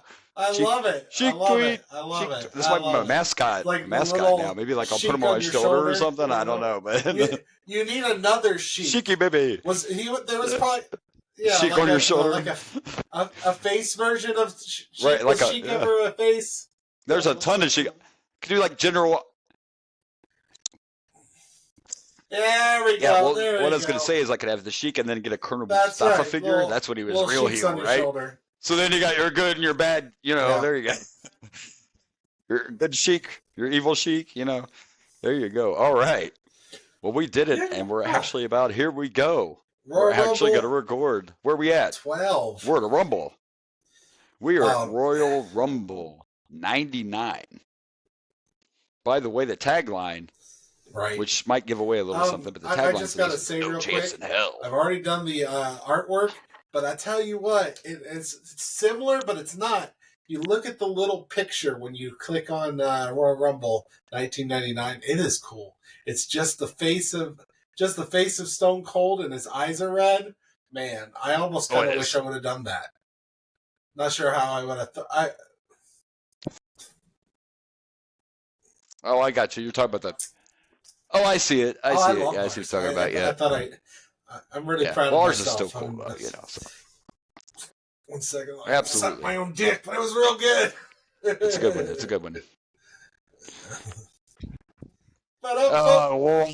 Oh, now you know why he never leaves the studio. Someone else do it when I can do it just fine. Anyway. No, just kidding. All right, well, let's do it. Let's dive in. I got this! I don't need any help. I can do it myself. I can't. It's not happening. Not happening. All right. Cut that. That's good stuff. All right, let's go. Cut that. All right, let's do it. Let's go. Let's watch it. 99.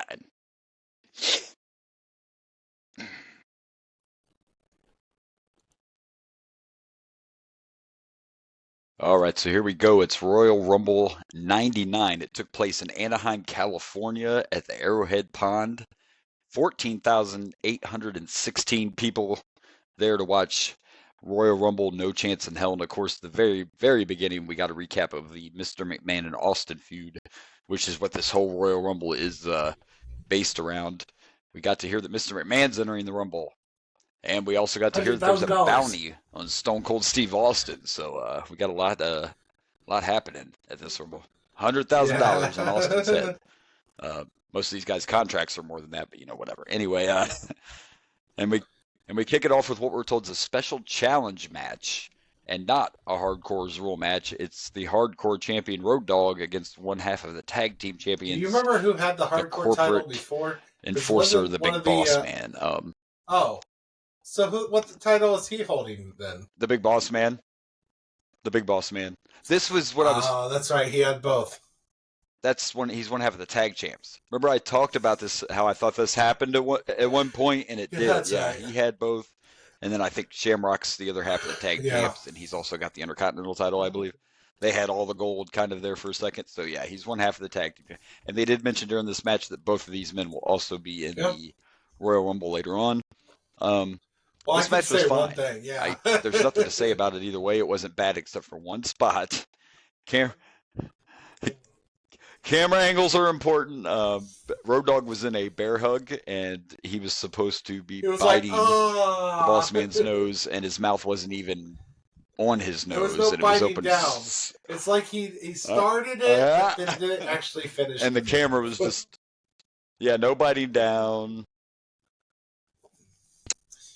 I guess we could try. Like he forgot, because he could have just put his hands up like this or something. The Boss Man broke it just because of the implication that he was about to. It was just the implication.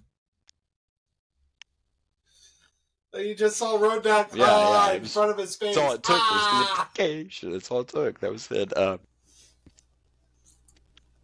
Right. But I won't bash, the whole match for that. The crowd was into it. It was a decent way to kick off the pay-per-view. There was a little spot where the Boss Man tried to use his nightstick, and the ref got it away from him. And when the ref wasn't paying attention, Boss Man got the old ball shot on the quarter post. The old, yeah, that's always a good No, that felt good. And of course, Road Dogg did his Dusty Punch in. I mean, it was decent. It was fine. It was a fine opening match. Nothing over the top. And I won't shit on the whole thing just because of the nose spot. It was kind of funny. And fine way to kick off pay-per-view. Nothing wrong with it. I still wish, though, I mean, they tried to play with it a little because Road Dogg kept kind of doing things when the ref wasn't looking. But I'm like, why aren't we just doing a hardcore title match? Like, why not just? It's a special. To me, it's not a special challenge if it's not for the hardcore title. Like, it's special because you're not allowed to break the rules. Like, I don't know. Bossman's part of the corporation, so you think that Vince McMahon would, but maybe Vince McMahon was too focused on Stone Cold and getting him out of that Royal Rumble. It's all about not letting Stone Cold win that Rumble is what it's all about. And this is obviously before, because there does become a point where the hardcore title has the 24/7 rule. Because I thought about that too. I'm like, well, he could challenge him for it anyway, right? But they probably haven't. That probably hasn't happened yet. But you get some good stuff out of that from back in the day. Unlike that crappy 24/7 title they brought back, there's actually some good. I'll never forget Crash Holly. I don't remember who all he was fighting, but he won that title in like Chuck E. Cheese or something. Like they were fighting in the ball pits. But anyway, that's a whole other podcast. So I don't know. I mean, I always like, where do you go when it's like not a great match, but it's not a bad match? I mean, I guess I'm just gonna go. I'm gonna go. I'm going with 2.5 Phantom Chumps. Let's go that. Thank you. Nice. Calm down. Calm down, all the people on the audience cheering. Settle. Thank you. Yeah. Just no need for applause. Just throw money. That's all. You don't need to just throw money. We want to go to SummerSlam. Maybe maybe we're gonna figure this. It's gonna happen. I'm not doing hush money, but really, this happened. Maybe I need to break into my vault and break out one of my toys. What about that, listeners? What if I find something? I don't think cool, I have. Like you can bid on. Yeah. I don't think I have anything that get rid of one of my belts. That's gonna get me to SummerSlam. It'll send me to SummerSlam. Just saying. I don't know.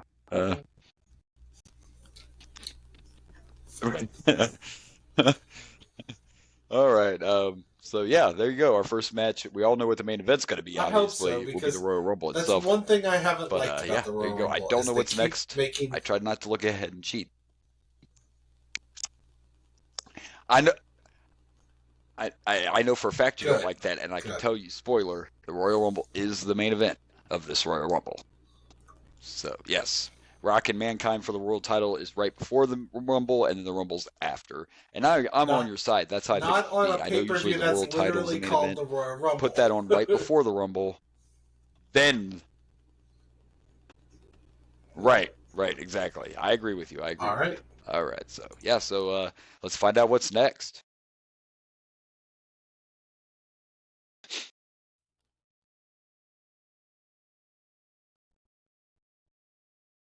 All right, so here we go in our next match. It is for the Intercontinental title, and it is Ken Shamrock defending the title against badass Billy Gunn. They showed us a replay of the feud between these two and showed us a little clip where Billy, I'm sure Billy might have gave Shamrock's sister the full moon. You know what I mean? Oh no. I'm sure she was just devastated that she had to see Mr. Ass's ass. I'm sure that really. But so they're building this, as it's not just for the title, it's a personal issue. And right away, Billy Gunn, once they both get in the ring, it just starts right away. And damn it, I loved this match. Maybe it wasn't over the top, but I've talked about this before where I didn't like Shamrock back in the day. I don't know what was wrong with me because damn. And it wasn't just Shamrock. Billy was giving it right back for part of the match until the end. But you know what I mean? Like, this was just this was a fight. This wasn't a wrestling match at all. This was a hard-hitting fight. I love the fact that Shamrock constantly worked on the leg. So legit. It was proper storytelling in the ring. Made sense. Yeah. That wrestling's missing a lot these days, but it did. Like, everybody knew what his finisher was. The fucking ankle lock. So what do? You work on the leg. Like, yeah, that's missing. And the other thing that they did proper is something that can drive me and you crazy is the couple of moves, submission moves, or slow moves that they did to catch their breath or whatever were very quick and worked with the rest of the match. When there we're were no talking 15-minute about sleeper someone like holds Ken or Shamrock, 20-minute choke never holds. complain about. When you're a submission artist, like that is your skill set. No, but I'm talking about it, even in general. Even if you are a submission guy, like I don't want to watch any match and see like a 10-minute fucking chokehold. As long as you tell the story, I don't mind it as much. You know what I mean? Like, our biggest issue is a lot of times these long ass moves are two big guys, where you're not watching two big guys for fucking submission moves. You don't want to see a 10-minute bear hug unless that big guy is doing it to a small guy, and then it's okay. Then it fits. To a little guy. Yeah, that's the big bear hug debate. Yeah. No. Yeah, we don't want to see Big Show try to give a bear hug to Vader. We want to see Big Show give a bear hug to Rey Mysterio. That's what we want to see, like where you can really make it look like, Yeah, I get that, but this was hard. Yeah, like I said, hard getting all the way through. They fought outside quite a bit. I dug the spot where they were both up on the apron, and all Billy Gunn actually really did was took Shamrock by the head and just face planted him into the announce table. Didn't break, but it was a cool spot. And just a great match. I mean, if you're gonna, I just enjoyed it, man. They don't always have to be 5-star wrestling matches. If you got a good story behind it, that gives these guys a reason to just whoop each other's asses, and that's what they start doing. Yeah. I mean, it's great stuff, and Billy looked amazing in this match. And it was interesting. In my head, I'm thinking, why didn't we just do like the Outlaws against these guys for the tag titles, or put all the belts on the line or something? I don't know. They had to fill the card, I guess. But yeah, I really enjoyed this. It told a great story. Shamrock got the crazy eyes, and he, like you said, he worked the ankle the whole match, the leg the whole match. So there was a spot where Billy came off the top, and immediately he started holding his ankle, so you knew he hurt it. Oh, and Ken Shamrock was like, oh well, this shit's over. Ken Shamrock was like a shark that smells blood. He was on it. He saw that weakness, and he exploited it, which he'd been working on the whole match. So, yeah. And just his shots are so, and we made fun of it right in the last match with the nose bite. There was a point in this match where all Shamrock did was a knee lift to Billy's face, but that shit looked like it should have broke his teeth and his nose and everything. You know what I mean? Like, it didn't look fake at all. That shit looked like that should have knocked him the fuck out. Like, he Shamrock forgot that he was in wrestling smooth and not to MMA. And I know, but again, you got to remember. You got to remember my different perspective here. So it's like a whole new thing for me to be watching the Shamrock shit, because I was just such a hater back in the day for no reason. And and it didn't help since he came in and I already hated him. Absolutely. And then they just started putting all this gold in him. That just made me more pissed off, right? And then I just hated him even more. I'm like, oh really? But he was Let's actually just give Shamrock every like, fucking belt because he's the man. So I mean, oh. He was, but you get those eyes. I'm enjoying every Shamrock match. I don't remember us watching a bad one. I don't remember a bad Shamrock match yet. Even the dungeon shit with Owen was still slick. The basement match, I mean, that was still, for what they had to work with, was good. One I didn't like was I wasn't a big fan. I don't think either one of us liked that cage thing they did that well, that sunken, tiny vacuum cage thing they did. But other than that, yeah, he's legit. He looks like the real deal. Everything he does looks painful. And he wins most time without, any help. And as a matter of fact, there was help on the other side because the ref took a bump. He took a clothesline from Shamrock, and Val Venus came out. And they said something on commentary that apparently Val's been sharing a little Val with his sister too or something. I don't know. Everyone wants Shamrock's sister. Shamrock's sister's a whore. Well, it is almost St. Patty's Day, so it's kind of time for a Shamrock, right? I would like my Shamrock shake, yeah. Everybody has to have a Shamrock shake every once in a while. Me too. So anyway, great way to follow up the opening match, and it ended like it should have.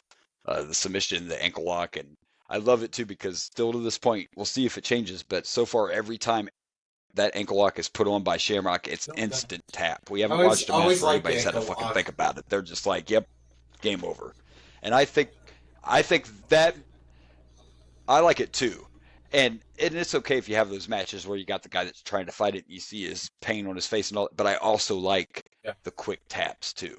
You know what I mean? Like that makes it look that more dangerous. It makes it look that much more painful if somebody's just instantly got their hand up before it's so even already slapped on all the way, but so great second match, great follow up. I'm gonna give this 3.5 ankle locks because I enjoyed it that much. Go with me because I'm giving this 4.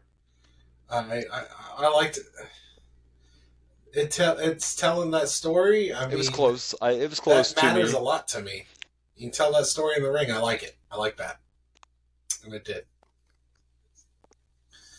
Yep. Yeah, definitely. Definitely. That was a good story. For sure. All right. Well, I think we're ready to move on. And we have, they said there were 4 titles on the line, so the next 3 have to be title matches. So let's check it out.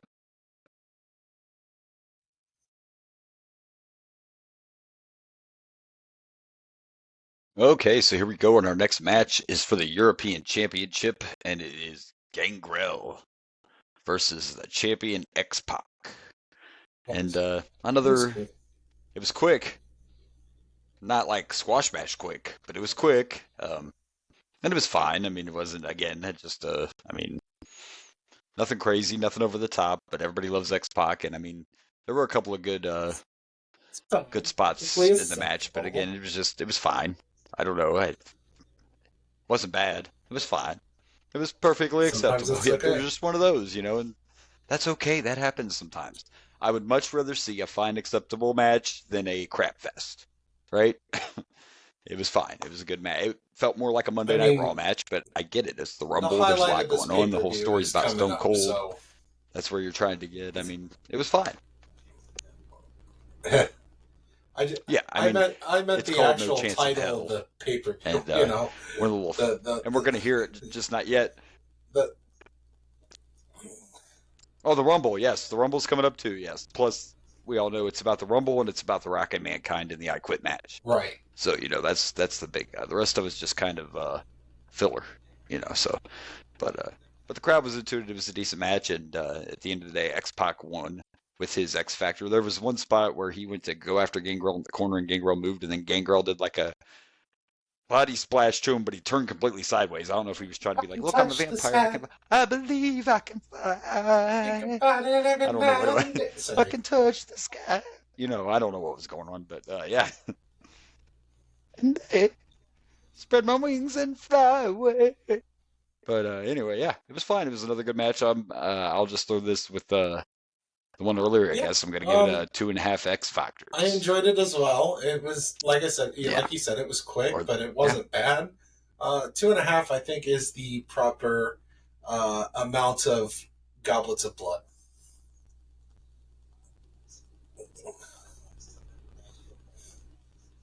Nice one. Goblets of blood. I was telling him when the match started, like, I know, obviously, it's not real blood, but it was just all over. Gangrel took a money shot of blood in the face. Wait a minute. We already saw Malvinas. So. Well, that's true. But there's video footage of X-Pac doing money shots, so maybe he should be careful. I don't know.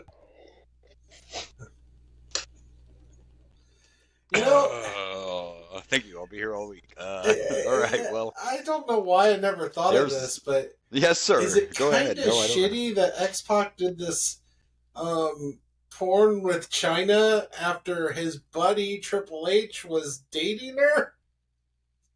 Or we? Is it that shitty, or is it okay because Triple H decided fuck China, I want the boss's daughter? Isn't there a bro code? I'm just saying that's kind of true. One night in China, but it was only one night. It's not like only people one night have only in seen China. that one night. Just one. Yeah, right. 9 months. A lot can later, happen in one night too. So yeah. Listen, Sure. I might have saw it once. It was for research, though. That's the only reason. I mean, I'm a professional. You're gentleman and scholar. I have to do my research. That's You gotta know these. Absolutely. Yeah, absolutely. and I like to know. And I mean, from X-Pac's perspective, it was kind of a short film, but that's my business. Wait. Damn. Anyway, cut that and let's move on. What? Damn. All right. Yeah, cut that. Just cut that. We won't even talk about that. Anyway. All right. Well, let's move on. I think we have another quickie. Oh, okay. We got a women's match. Okay. And it's women. We got a quickie with the women. women. That's few and far between in our podcast lately. Yeah, so. Yeah, we do. We got a women's title match. Right. Right, because but what's exciting about it is we're like at the very beginning of, I know everyone says Charlotte and Bayley, and they all did, but let's be real, Lita, Trish, all them when we're about to see started the resurgence anyway of the women's division. So yeah, let's check it out. And it's on a Rumble, so yeah, it's a big deal. 1999, we got a women's title match on the Royal Rumble pay-per-view. Yeah, right. It's a big deal. People now would be like, they do it all the time. Well, not back then. You're not going to see women's Royal Rumble in this pay-per-view, kids. Okay. Yeah. All right. Well, let's check it out.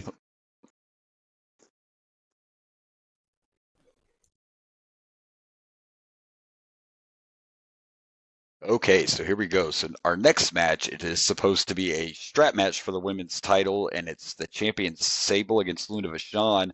Before the match even starts, we get Shane McMahon. Unfortunately, this is before the great theme song of Money, Money, Money. Here come the money. He doesn't have that yet. But so they come out to talk about how Sable has a back injury and will not be able to defend the title. And then they show how on Sunday Night Heat, Luna attacked Sable. And it was the one that hurt her back. So they call Sable out to give up the championship, but Sable comes out and is like, fuck that. Ring the bell, bitches. So they're trying to tell a story. My guess is the real reason they're telling the story is because Sable's still pretty green when it comes to wrestling. Luna is a veteran. I think they're just trying to protect Sable too, as she's learning. Sable had to learn as she went on. She had to learn as she was going. So it was a strap match, and it was decent. There were good strap shots. It's typical stuff that you get. And maybe back then, at this time, maybe with that different perspective, we wouldn't have noticed it right away. Maybe it's because of the way we do the pie. But you can't. I know everything in wrestling is recycled, but that's probably like the third time, maybe the fourth time we've seen that strap match finish, going all the way back to Stone Cold and Savio Vega. Up until then, I was like, that's pretty entertaining. And I know that doesn't make it a bad. That's all a perspective thing. It doesn't make it a bad match, but I gotta take the blinders off. Yeah. They changed it up a little bit because they had some interference from the Stalker. And when I say that, I don't mean Barry Windham, not in this case, because he was the Stalker once, but the female Stalker, and no, it's too quick. Right away when they should, you didn't see her. You couldn't tell who it was. Of course, back then we didn't know who she was, but it was so quick you couldn't tell who she was. So you asked me if I knew, and I'm like, man, I don't remember this, so I'm not sure. But then they showed the replay, and I knew who it was right away. The face, I'm like, I know who that is, and I couldn't remember her damn name. It was but it was Tori. Tori is the one that's the Stalker coming from the crowd, and this was something they did. We don't watch Raw and all that, but she's been in the audience over the past several weeks, and she interfered and cost Luna the match. But they did the old deal where Luna had Sable on her back by the leather strap, and she was going around touching the buckles, and every time she touched one, Sable was touching one. Do a strap match? So we've seen it a few times. I get it. There's only so many ways you can really do a leather strap match. But if you guys are running out of leather strap match finishes ideas, I got one for you. You make sure whoever's winning, they beat the fuck out of their opponents so they're unconscious and just drag their dead carcass around and tap the turnbuckles. You could do that one time, you know what I mean? Like, let Shamrock have a strap match and see if he carries him on his back. He's just gonna knock that motherfucker. Give him the ankle lock till they pass out, and then just go around. I know I'm being kind of a dick. It was also a short match. That's why I was shocked when I read it. I'm like, how do you do a strap match in 4 minutes? I don't know if that's and the spot was good too, because again, we've been focusing on the story a lot. We like to push that, right? And she gave that backbreaker to Sable during that, and they were like, oh, there's the injury again. And of course, Sable sold everything when she was done, so now she looks like the underdog that overcame, and she walked away still champ. So it was a nice little segment. Good match. It's a way to get the crowd behind Sable and also protect her since she's new. The crowd already loves Sable, but the whole story of her being attacked and she decided to wrestle anyway and all that, Sable just puts them behind her even more. Sable definitely. Another good one. Another decent one. Sable definitely has the right assets. It's going to fall right there again. Sable what? I said that was the real cause of her back injury, was carrying around those puppies.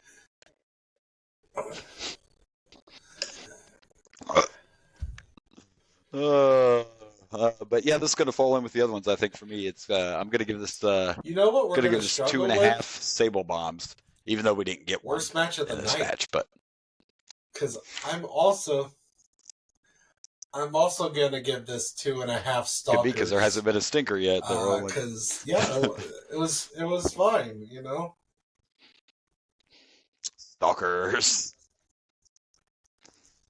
Yeah, definitely. Yeah, worst match tonight is going to be tough. So we'll see where that goes. But next, I know what's next, and I remember this match very well. And I was kind of talking to you a little bit about it before it even started. And there's several reasons I remember it, but it's for the WWF. By the way, let's mention that. That was hilarious. So Shane's in the ring, and he says, "Let's bring out the WWF Women's Champion." But when he goes to say that, they bleeped out the F. So not only can you not show the logo, you can't say WWF. You say come on, but I'm sure that's a legal issue. They could probably, if they did, they would probably get sued. It is. But I don't. But I don't think anyone in the World Wildlife Federation is watching old wrestling on Peacock. That's my whole thing. That's who owns WWF now, and I wish they could just come up with a deal. Like, can we just say it on the old stuff? It's the way it goes. It's the way it goes.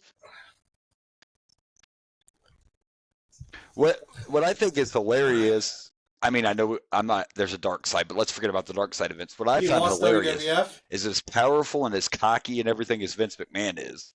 He didn't want to. Well, he didn't even try to fight. You know what I mean? Like, you think Vince would have been like getting all the lawyers and being like, "Fuck this! I'll spend every dime I have." Maybe he was debating. No, he kind of just said okay and gave into it. Yeah, he didn't even try to fight it. By the way, kids, WWF wasn't a problem until the internet came around. So, and I think that's what Vince thought. I think Vince thought, if we can't have that domain, or do we really want to fight for it, or do we just want to, get the F out? Or like you said, though, that maybe it wasn't going to happen right away, but I think that change was probably going to come anyway because Vince was really pushing the sports entertainment thing. So I think it was all just like, you know what, let's just change it. But anyway, it was all over a domain because once the internet came out and you went to search for WWF, you would get, both. So, but anyway. We know what's next. Next is our I Quit match. It's The Rock and Mankind. This is interesting because I don't see Mankind quitting. I said I'm sure some WWF Championship are about to happen. So some bullshit. Some bullshittery is about to happen. So all right, let's watch it. It's over. Well, let's check it out. Let's do it.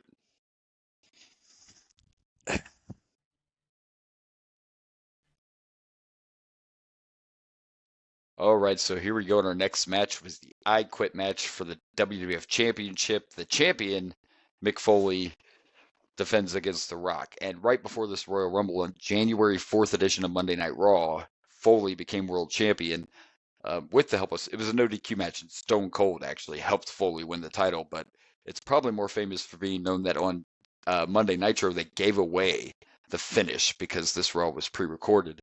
And Tony Schiavone literally said on air, on the other channel, they're about to give Mick Foley the WWF title. I'm sure that'll put butts in seats. And a whole lot of people changed the channel to watch Mick Foley win the world title. So this is a rematch, basically. Wasn't that counterproductive for Tony Schiavone?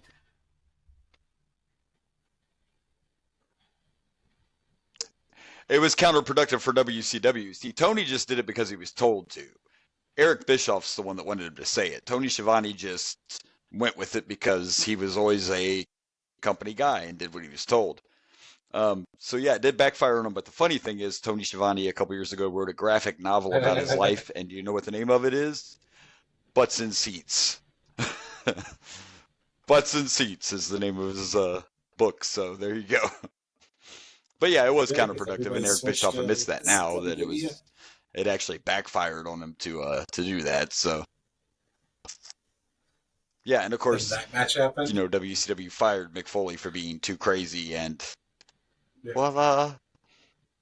Yeah, and then all of his matches fucking happened. My God, this man. This was definitely everything you would expect from a I Quit match between The Rock and Mankind, and we'll get the bad spot out of the way right now, which was nobody's fault except whoever gimmicked the announcer's table, obviously loosened it too much, because The Rock and Mankind went up there. Rock was going to give them a rock bottom, but as soon as they stood up, the table gave way. So that was a little awkward, but they covered it up and moved on. No fault of their own.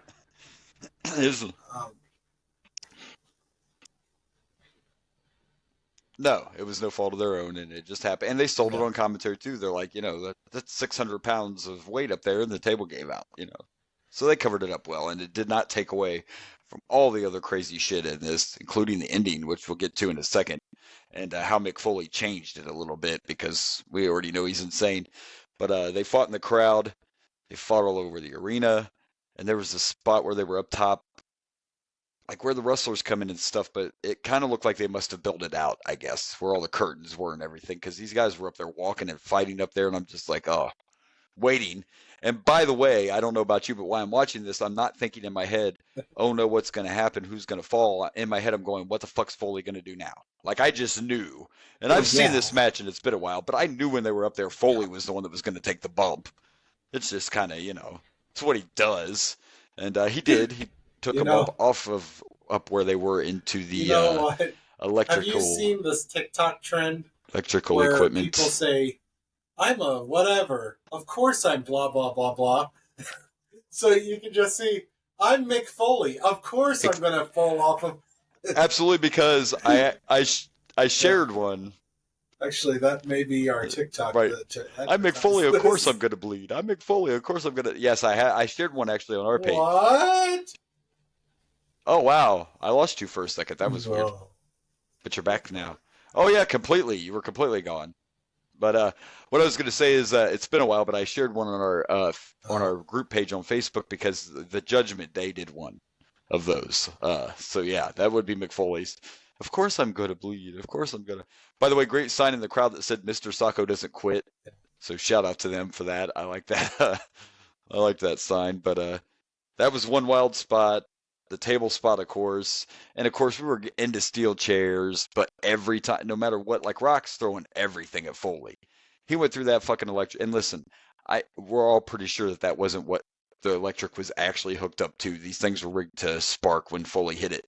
But you can watch the replay and see that he hit that thing solid. Those things gave way none. It's not like they were cardboard. Like, they may have been hollowed out or something. But it hurt. And you could tell Foley was hurting. Like, he's a good seller, but he was definitely hurting after that bump. And he got DDT'd out there and all this. So here we go again with story, right? Even before the match, they were like, oh, we're pretty sure Mick Foley's never quit. And Rock is just throwing everything at Foley, and he will not quit, no matter what. You have Shane. We're to the point now they're outside the ring fighting, and Shane comes out. This is after Foley hit the electrical boxes, and the lights were out in the arena. Shane comes out, and Shane's trying to get The Rock to, stop. So again, they're just telling that story of Mick Foley doesn't care. Remember, I'm the guy that fucking fell off and through the Hell in the Cell and still kept going. It was intense, and it is a great story of. And of course, then we get to the part I was telling you about and teasing you about, the end of this match. The Rock gets some handcuffs out, and we get a little bit of action in the ring where, the Foley's handcuffed. Foley fights back, actually, with no hands for a little while, which I thought was great, right? Because you don't need your hands. It's an I Quit match. It's not like you got to be able to pin the guy. You just kick him in the balls, step on his face or whatever, and you could win. And so we get a little bit of that, and then the chair comes out. And Foley's already bleeding. So Foley's busted open, and Foley's handcuffed, and it begins. And I don't know if you were keeping track or not of these chair shots. I know what the total number is, but just in the ring before they even left, before they went outside, 5 shots to the head, and Foley would not give up. A little backstage fact about this, you will not be shocked. The agreement for the finish of this match was 5 chair shots. It was just supposed to be 5, which call me crazy. I know it's Foley, still seems a little excessive. But what do I'm not a doctor, right? We didn't know then what we know now and all that, but we're talking direct headshots. Foley made this call during the match. Foley was the one that told Rock, another one. Yeah. Now, let's eliminate what we know and the fact that the damage that could have been done. Let's take all that out and get to the theater and the story part of this. Look at the story it told. It was brutal. But did you hear the crowd after the match? Right now, normally if The Rock would have won, Bad Rock, there'd be a lot of booing, right? They were kind of quiet because this was pretty real. And finally Foley quit and people were kind of shocked. Commentary played it off like they were shocked because it made The Rock look like he'll do whatever it takes, and it made Foley look like exactly what he is, right? A crazy motherfucker. But he took 12 chair shots to the head. 12. And even the crowd was kind of like, oh, So story-wise, it was a great story, and it did what it needed to do, right? It showed that Mankind's not one to quit easily, but 12 chair shots. And maybe my memory's a little hazy, all to the head. But I think I remember all this. And if I'm not mistaken, you probably do. Foley never quit. You probably do. That was a recording that the corporation put on there. If I remember the story correct. Oh, you're talking storyline-wise? I mean, even while watching, that's possible. It sounded like a recording and not him actually saying. I don't remember that for sure. That's it. Right. And maybe not. Maybe he was just out, but of course, they showed him afterwards. They're trying to get Foley's mask off, and then they tried to put him on the stretcher, and he's refusing the stretcher. And you're right. And I think that is. I'm pretty sure that kind of sounds familiar now that you mentioned it. That's part of the corporate, storyline. Well, it was definitely Mick, but I don't think it didn't sound like Mick. If I remember the story right, it didn't sound like Mick speaking into the. He was mocking. I think in a earlier promo, he was mocking someone where he said, "I quit, I quit, I quit," and they took that recording of something he said in an earlier promo and put it there to make it sound like he was actually quitting. So I'm almost positive that was and what the story that does sound familiar now that you say it. Yeah,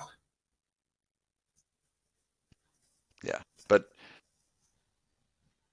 it's definitely believable in that moment that he actually said it. But I think you're right. I seem to remember that story. It was just it's all about selling. Rock's a great seller, so they're telling a story.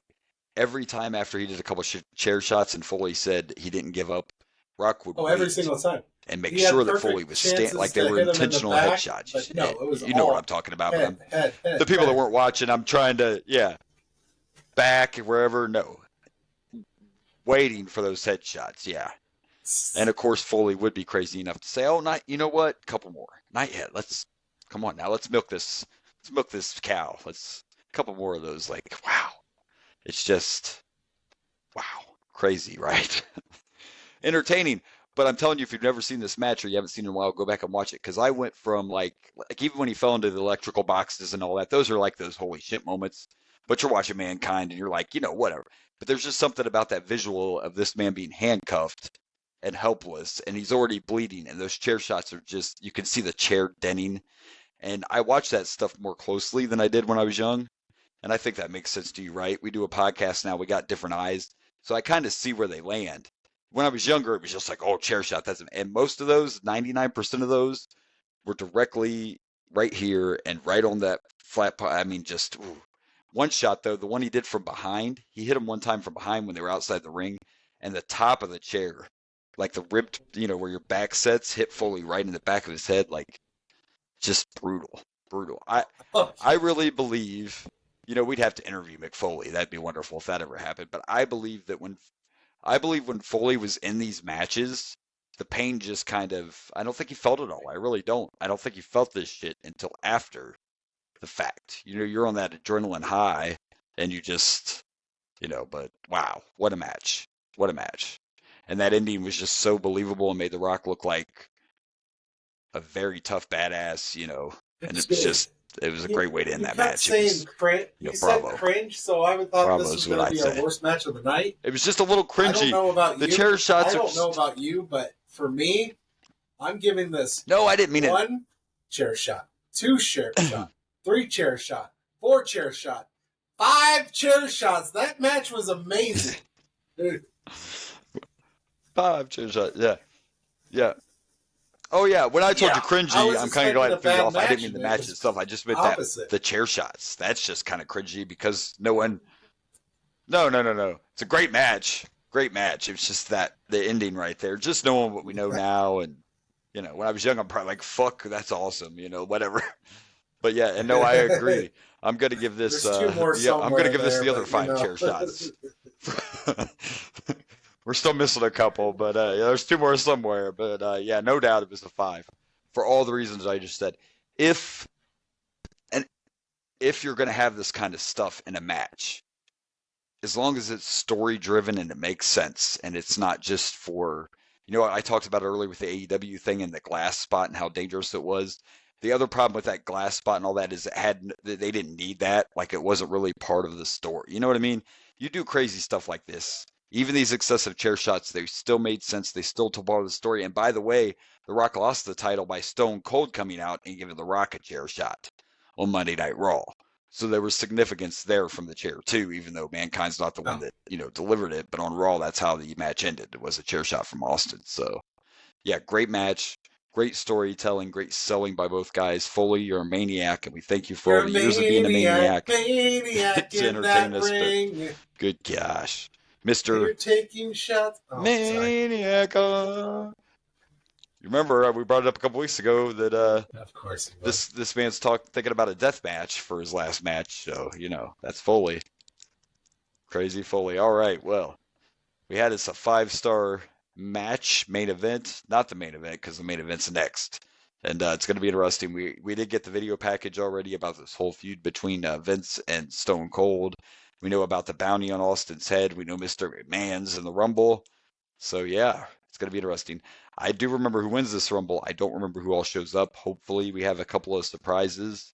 But I don't know. We heard everybody's on double duty. They're putting everybody in the Rumble that we already saw tonight. So, we'll see. Actually, we did see a spoiler on one person that's going to be in the Rumble because we saw footage from Sunday Night Heat. So, we won't reveal that yet. But remember, you were like, oh, is that... And it was. So, yeah, we do. So, we might have a couple of people we haven't seen yet. But let's do it. Let's rumble. Let's do it.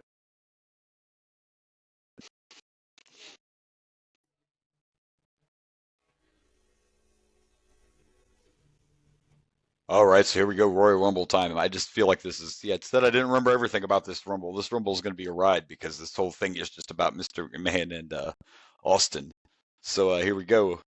And I'll take a pause here in a second, but let's get through these first couple. So coming in first, we had Stone Cold Steve Austin. Which we knew. And coming in at number 2 was Mr. McMahon, which we knew. While they were still fighting, Golga came in at number 3 who actually and was eliminated very quickly by Stone Cold Steve Austin. Throw out Vince McMahon, changed Austin, his mind. And then, you know what? I'm going to throw this guy out real quick. And change his mind. I'm going to beat some more ass. Not yet. I can whip that ass a little bit. Yep. So then we start fighting into the crowd and all over the arena. And this leads to, I'll get back to the list as soon as I throw this out so they all know where we're at here. But this leads to them fighting all over the arena and they end up in the restroom and it was a trap. It's a trap. And Stone Cold got jumped by several guys. Boss Man, Test. I don't remember who else was there. It was the corporate guys, but they all jumped Stone Cold. So Stone Cold and Mr. McMahon are no longer in the ring, and the next entrance that comes out is it's real hard to draws, the LOD draws, like pierced nipples and all. And oh, I see it now. Really, yeah. I imagine there's probably not a lot of pictures of him as LOD draws. Most of them are probably just draws. So, and gotcha.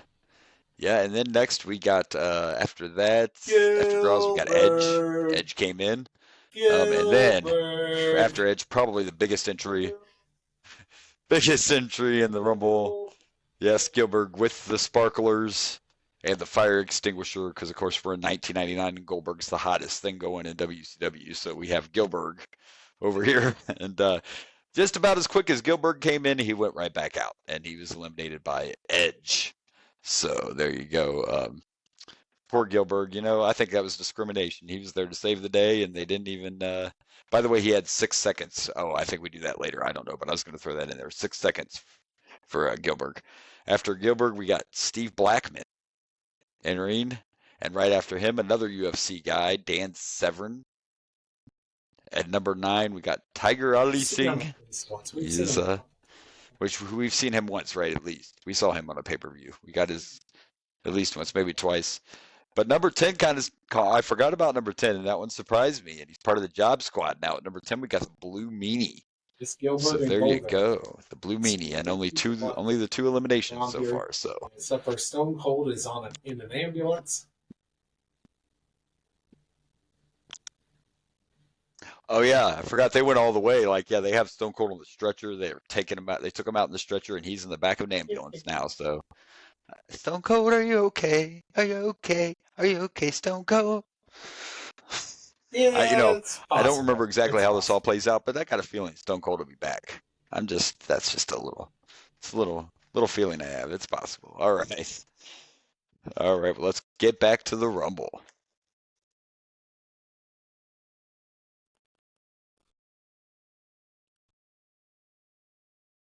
Yeah. All right, so here we go with our next. Let's try that. Now can we hear me? Here we go with our next 10 entrants into the Rumble. So exciting. At number 11, we got the returning Mabel, everyone's favorite wrestler. And number 12 is the D-O-double-G, the Road Dogg. 13, we got Gangrel. 14, we got Kurgan. I think that's how you pronounce it. Kurgan. Yeah, something like that. 15, we had Al Snow. At 16 was Gold Dust. 17, we got the Hose. Godfather. Yeah. Godfather, actually. We did get a hoe train, but Godfather was in there. When you're distracted like that, it's kind of Stokeville. Godfather. glad he's the Godfather now in the hoe train. Yeah. Attitude Era. Gotta love it. And then at 18, we got Kane. At 19, it was Ken Shamrock, and at 20, Billy Gunn. A lot of eliminations. Almost the entire place we had a couple eliminated now. I guess I should go over those, right? My goodness. So Edge got eliminated by Road Dogg. Yeah. Oh, wait, I got to go back further than that. I forgot we only had 2 eliminations the first time. My goodness. You're right. Everybody got eliminated. Okay, Mabel came in, and Mabel eliminated Severn, Blackman, and Tiger Ali Singh. So that's 5. And the Blue Meanie and Draws. All those were done by Mabel. And then Edge was eliminated by Road Dogg. Gangrel was eliminated by Road Dogg. And Al Snow was eliminated by the Road Dogg. Mabel was actually eliminated by people not even in the match. Mabel was eliminated by the APA and the Midian. Wait, did he actually go over Mabel, who's going to get transformed into Viscera. Rope? Right. So then we're... Yeah, but he was eliminated by guys not in the match. That? But yeah, he did. Oh. We cut out for a second. Where did you go? Where did you go now? I lost you again. And again.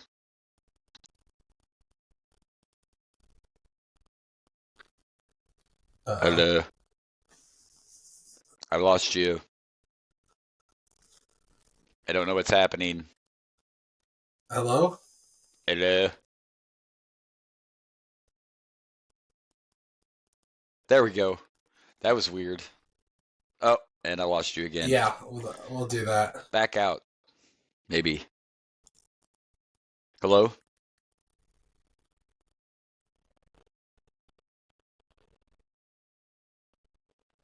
Sorry, kids. Small technical difficulty there for a second. I don't know. Wait, the damn aliens back? No, I'm not going this time. I got my pro. Take this guy. Take this guy. He hasn't got his yet. Okay, so then we're watching the Rumble and we see Kane come out, and I say, I feel like if Kane's coming every out, single person. Somebody's going to get eliminated. How about fucking everybody got eliminated? How about that? Kane eliminated Road Dogg, Godfather, Goldust, Kurgan, and Kane. Yes, Kane eliminated himself. I think I remember this storyline a little. Like he had these guys from the network were chasing him. I think I kind of remember this, but so Vince sent that. So the psych ward. So right now, Mabel and Kane are tied at 5. So yeah, there you go.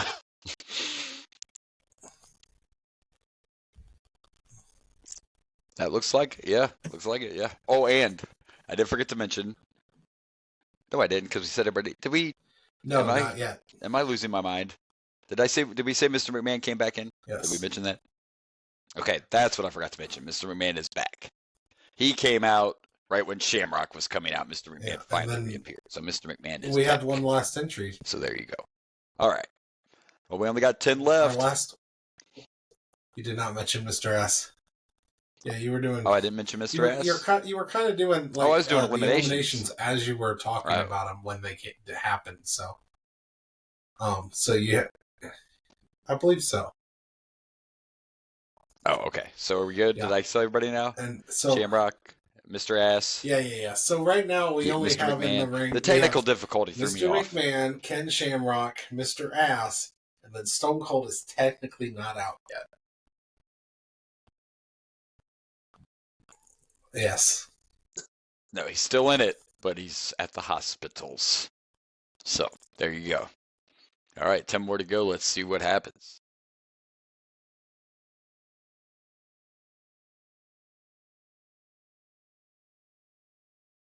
All right, here we go. Our final 10 entrants into the Rumble. And I can't remember what spot. Help me out here. When Austin came back in, I'm not sure, but Austin is back. I can't remember exactly. It was after Val Venus came out. He popped back in or X-Pac. with these guys here. So here we go. At 21, we got Tess. Yeah, one of the two. I think you're right, but yeah, that sounds about right. But at 21, we had Test, and yeah, because they were out there. Yeah. Anyway, we got Test at 21, Big Boss Man at 22, Triple H at 23. At 24, we got Val Venus. At 25, entry was X-Pac. 26, we got Sexual Chocolate Mark Henry. Yeah. 27, we got JEFFJRRE Jeff fucking Jarrett. 28 was D'Lo Brown. Boomer's favorite. 29 was Owen Hart. And number 30, first time ever that a woman entered the Man's Royal Rumble, China is number 30. China. And we got us a couple more eliminations. Stone Cold took out Shamrock, Billy, and Test. That's it? And then Boss Man took out X-Pac. Oh, okay. So I thought Test was... There you go. No, wait. That's it. Stone Cold, yeah. You just said Test. That's all the eliminations, because we still have... Yeah. We still have, what? We have Triple H, China...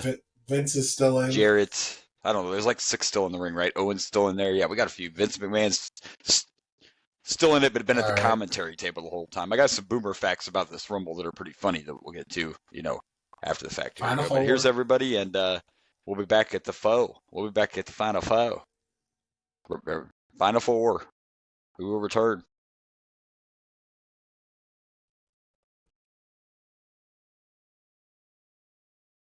All right, so here we go, and we're down to the greatest Final Four ever in Royal Rumble history.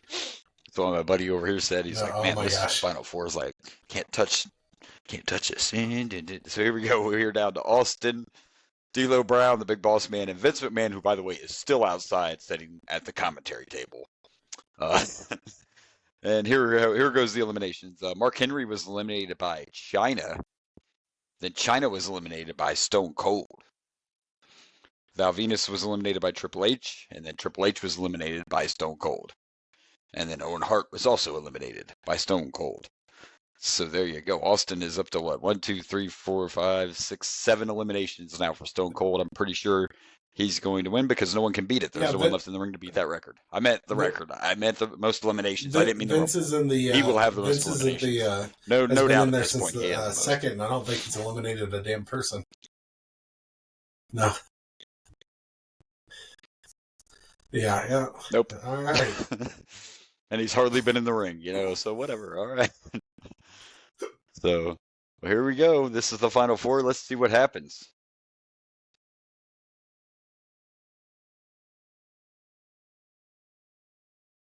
All right, so here we go. And 1999 Royal Rumble winner. What do you think? Exactly what I predicted.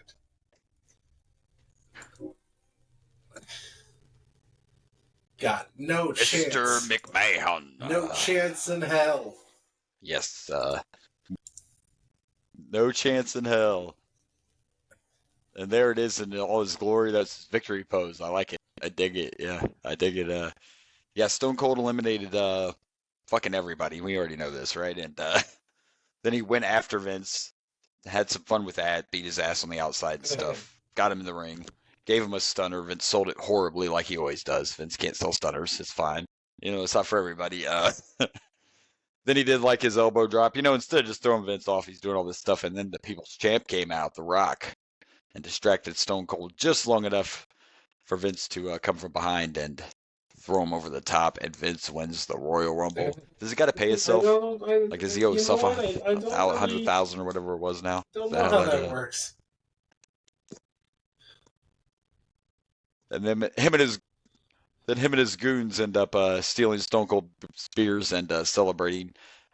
We don't watch Raws. Maybe it'll play out on pay-per-views, but obviously the main event of the next WrestleMania is not Stone or Mr. McMahon and The Rock for the title. Obviously, that's not what happens. Can't remember exactly how we get there, but it's all part of this McMahon-Austin feud. And here's a few little, before we wrap all this up, I got a couple facts we'll throw out about this Royal Rumble. To this particular point in 1999, this Royal Rumble was the most ordered Royal Rumble ever, the most purchased Royal Rumble on pay-per-view ever up to this point. So everybody wanted to see it. And why? Because of Stone Cold and Mr. McMahon. That's why everybody wanted to see it. China was the first ever female to enter the Rumble. She was in this. Yeah, and that's Mark freaking Henry. And got one elimination, right? So that's good. Here's the sad one. One sexual shock. She eliminated her boy toy. How ironic is that? At least that's what his dream was. Here's a little sad number. 1/5 of the entrants in this Rumble are no longer with us. Yeah. And I had that list pulled up. I know Boss Man's one of them. Droz is another one. Earthquake, Golga, whatever you want to call him. He's another one that's no longer with us. But the numbers, because I know you're a number guy, you usually do these stats. The numbers when it comes to time in the match are crazy because you have to remember. Yes, Vince and Stone Cold were in this the entire time, but they were not in the ring the entire time. They weren't actually in the Royal Rumble the entire time. So when you look up the stats, they don't count that Vince and Austin were in there for an hour because they weren't actually in the ring. So anyway, only 9 entrants made it past 10 minutes in this Rumble. And technically, the longest person in the Royal Rumble was Stone Cold Steve Austin because he was in the ring for a total time of 25 minutes. So there you go. Yeah, now if you look it up on Wikipedia, it just tells you they both were in there for 58 minutes. But if you look up like the official stats as the WWE looks at it, blah, blah, blah, like they're saying Stone Cold was in there 25 minutes because they're not counting the time he was in the ambulance and all that. So well, there you go. There's a few facts about this Rumble for you. Vince wins this at 2. Stone Cold had the most eliminations. You said 7, right?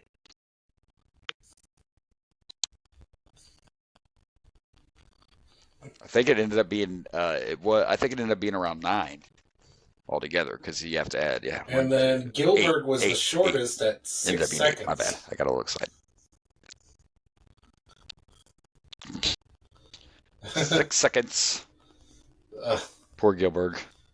Poor Gilbert. I feel like this is one of the first Rumbles where I knew everyone in there. Like the last Rumble, the shortest was someone named Tom Brady, and I don't remember that. Right, that's true. It was all people on the roster. Instead of trying to just throw people in there, they made everyone wrestle again, which you don't see in every Rumble. I remember back in the day, there were a lot of times in the Rumble, if you fought and earlier in the night, you weren't in the Rumble, so they filled it that way too. But you're right, it was all people we knew, and it was all actually stars instead of just like random, jobbers or whoever they could find. Right. And Vince had his big one elimination, but it's the only one he needed, right? If you're only going to get one elimination in the Rumble, that's the elimination to get, the last one. That's the only complaint I had during the actual Rumble, and you kind of saw it too, and it's not a major deal, but after you just told this story so great all night and you have this bounty on your head, I would have liked to seen the heels go for Austin a little more. Like, I get it that only one person's going to get the money, but still you would think there would have been that. Oh my, are you dying over there? That is the tornado. Well, I mean, on the plus side, you're already on the lowest level of your building.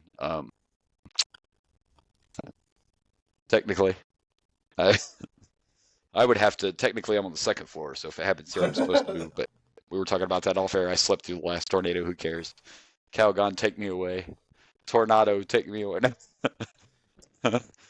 But so there you go, Mr. McMahon, Royal Rumble winner. Wow. There's more to come too. There's more to come. He does more than win a Rumble. So he wins a couple titles. I can't wait for Do-Rag Vince. I don't know if you remember Do-Rag Vince. That's when he won when he won the ECW title, he wore do-rag, and it was like this same outfit, but a black do-rag too. And then he tried to talk like he was hip. It's great stuff. I can't wait till we get to do-rag Vince. That's going to be good. We do. Well, there you go. I think we're good. I think we got to pick some matches, right? We do. Let's do it.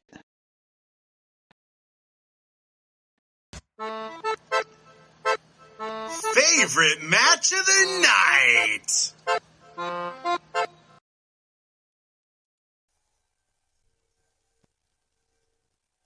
Okay. All right. So let's see. Favorite match of the night. Let me think. No, I don't got to think about it at all. It's The Rock and Mankind for the WWF Championship, hands down, without even 100%. having to think about it. Mankind versus match of the night. No. I mean, no debate. Anybody. Mankind versus anybody. I'll tell you, no, that was an amazing match. I'm actually having a harder time debating in my head about the next one that we have to pick. That's a harder choice than favorite match of the night.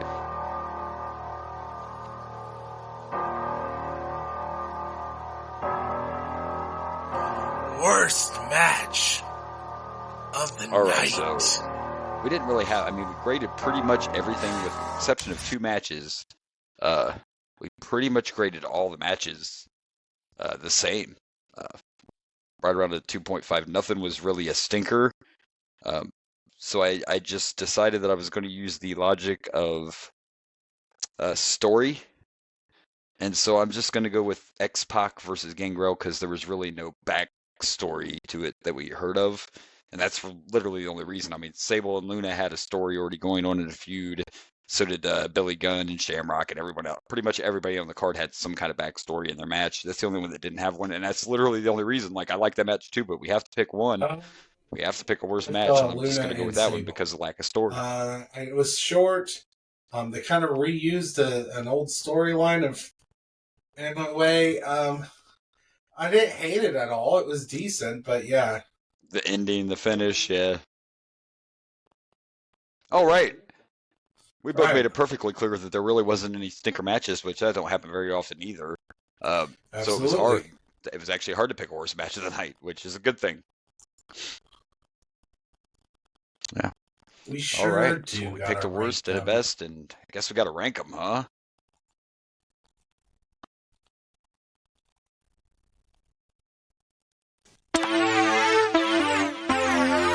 Royal Rumble rankings.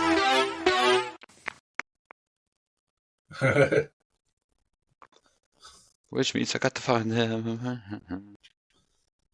All right, so WrestleMania, gosh, I got WrestleMania on the brain because it's right around the corner. Royal Rumble rankings, let's try that. And I'm going to go from worst to first, and here we go. This is the 11th one, right? So at number 11, I have the very first Royal Rumble. At 10, I have 8. 9, I have 2. At 8, I have Royal Rumble 3. 7, I have Royal Rumble 4. At 6, I have 6. At 5, I have Royal Rumble 7. 4, I have number 5. 3, I have Royal Rumble number 9. At 2, I'm going to put this. And even though this Rumble had a great story thread and storyline all the way through it, I'm still going with Royal Rumble 10 right now as my favorite. And if you don't remember everything about that, I'm sure you remember that's the one where Stone Cold just kept eliminating everybody and he was sitting on the apron like this, checking this. So I'm going to go with 10 still as my number 1. 11th, I have 8. 10, I have Royal Rumble 1. 9, I have Royal Rumble 2. 8, I have 4. 7, 3. 6, I have Royal Rumble 7. 5, I have Royal Rumble 6. 4, I have Royal Rumble 5. 3, I have Royal Rumble 9. And this I have at Royal Rumble number 2. And I also have 10 as my number 1. We are. We're on the same page. Well, look at that. See? On the same page a little bit. What do you know, huh? There. All right. Well, there you go. We watched. We picked. Sure we ranked. Do. We only have one thing left to do. We got to plug some pluggables. Would you like to go first?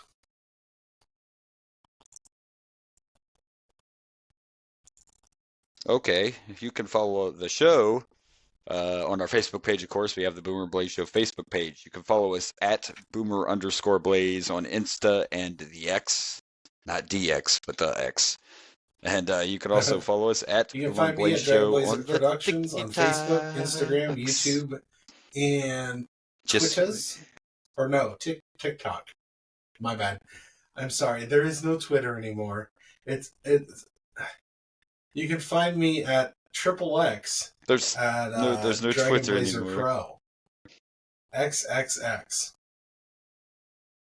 XXX. I told you we're doing Boomer and Blaze only fans right You've been watching China movies again, haven't you? Okay. We gotta pip our. We have to prostitute ourselves so we can go to SummerSlam. Oh, that's good stuff. And Cleveland. I mean, I'm going to start showing off. Through that, because it's right here in our hometown. Some feet pics. Right here in Cleveland. Some feet pics. Yeah. It's like, hey, ladies. I have feet pics. Yeah, feet. I got feet pics for you for days. Well, there you go. So good to be back. Hopefully we are back on track and we won't have to take a long hiatus again, but I will not make any promises because life just happens.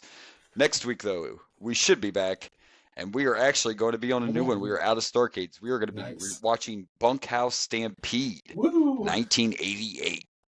Check that out. So there you go.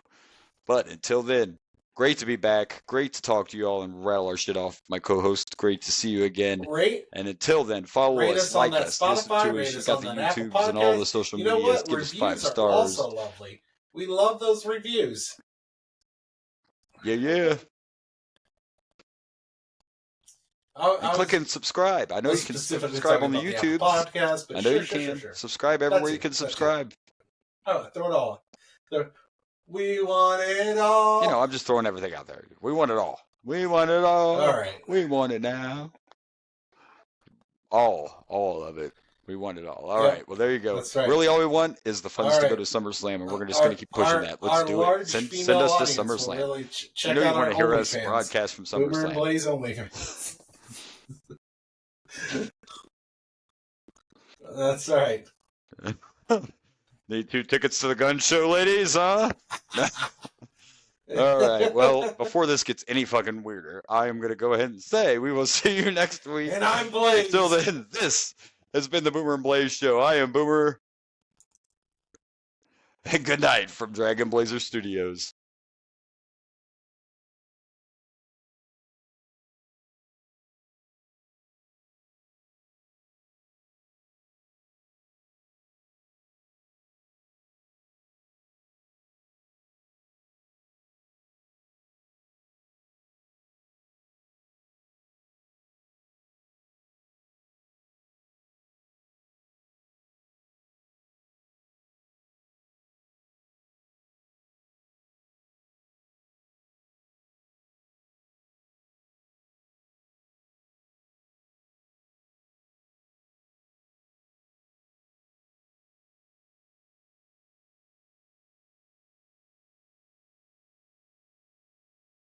Those.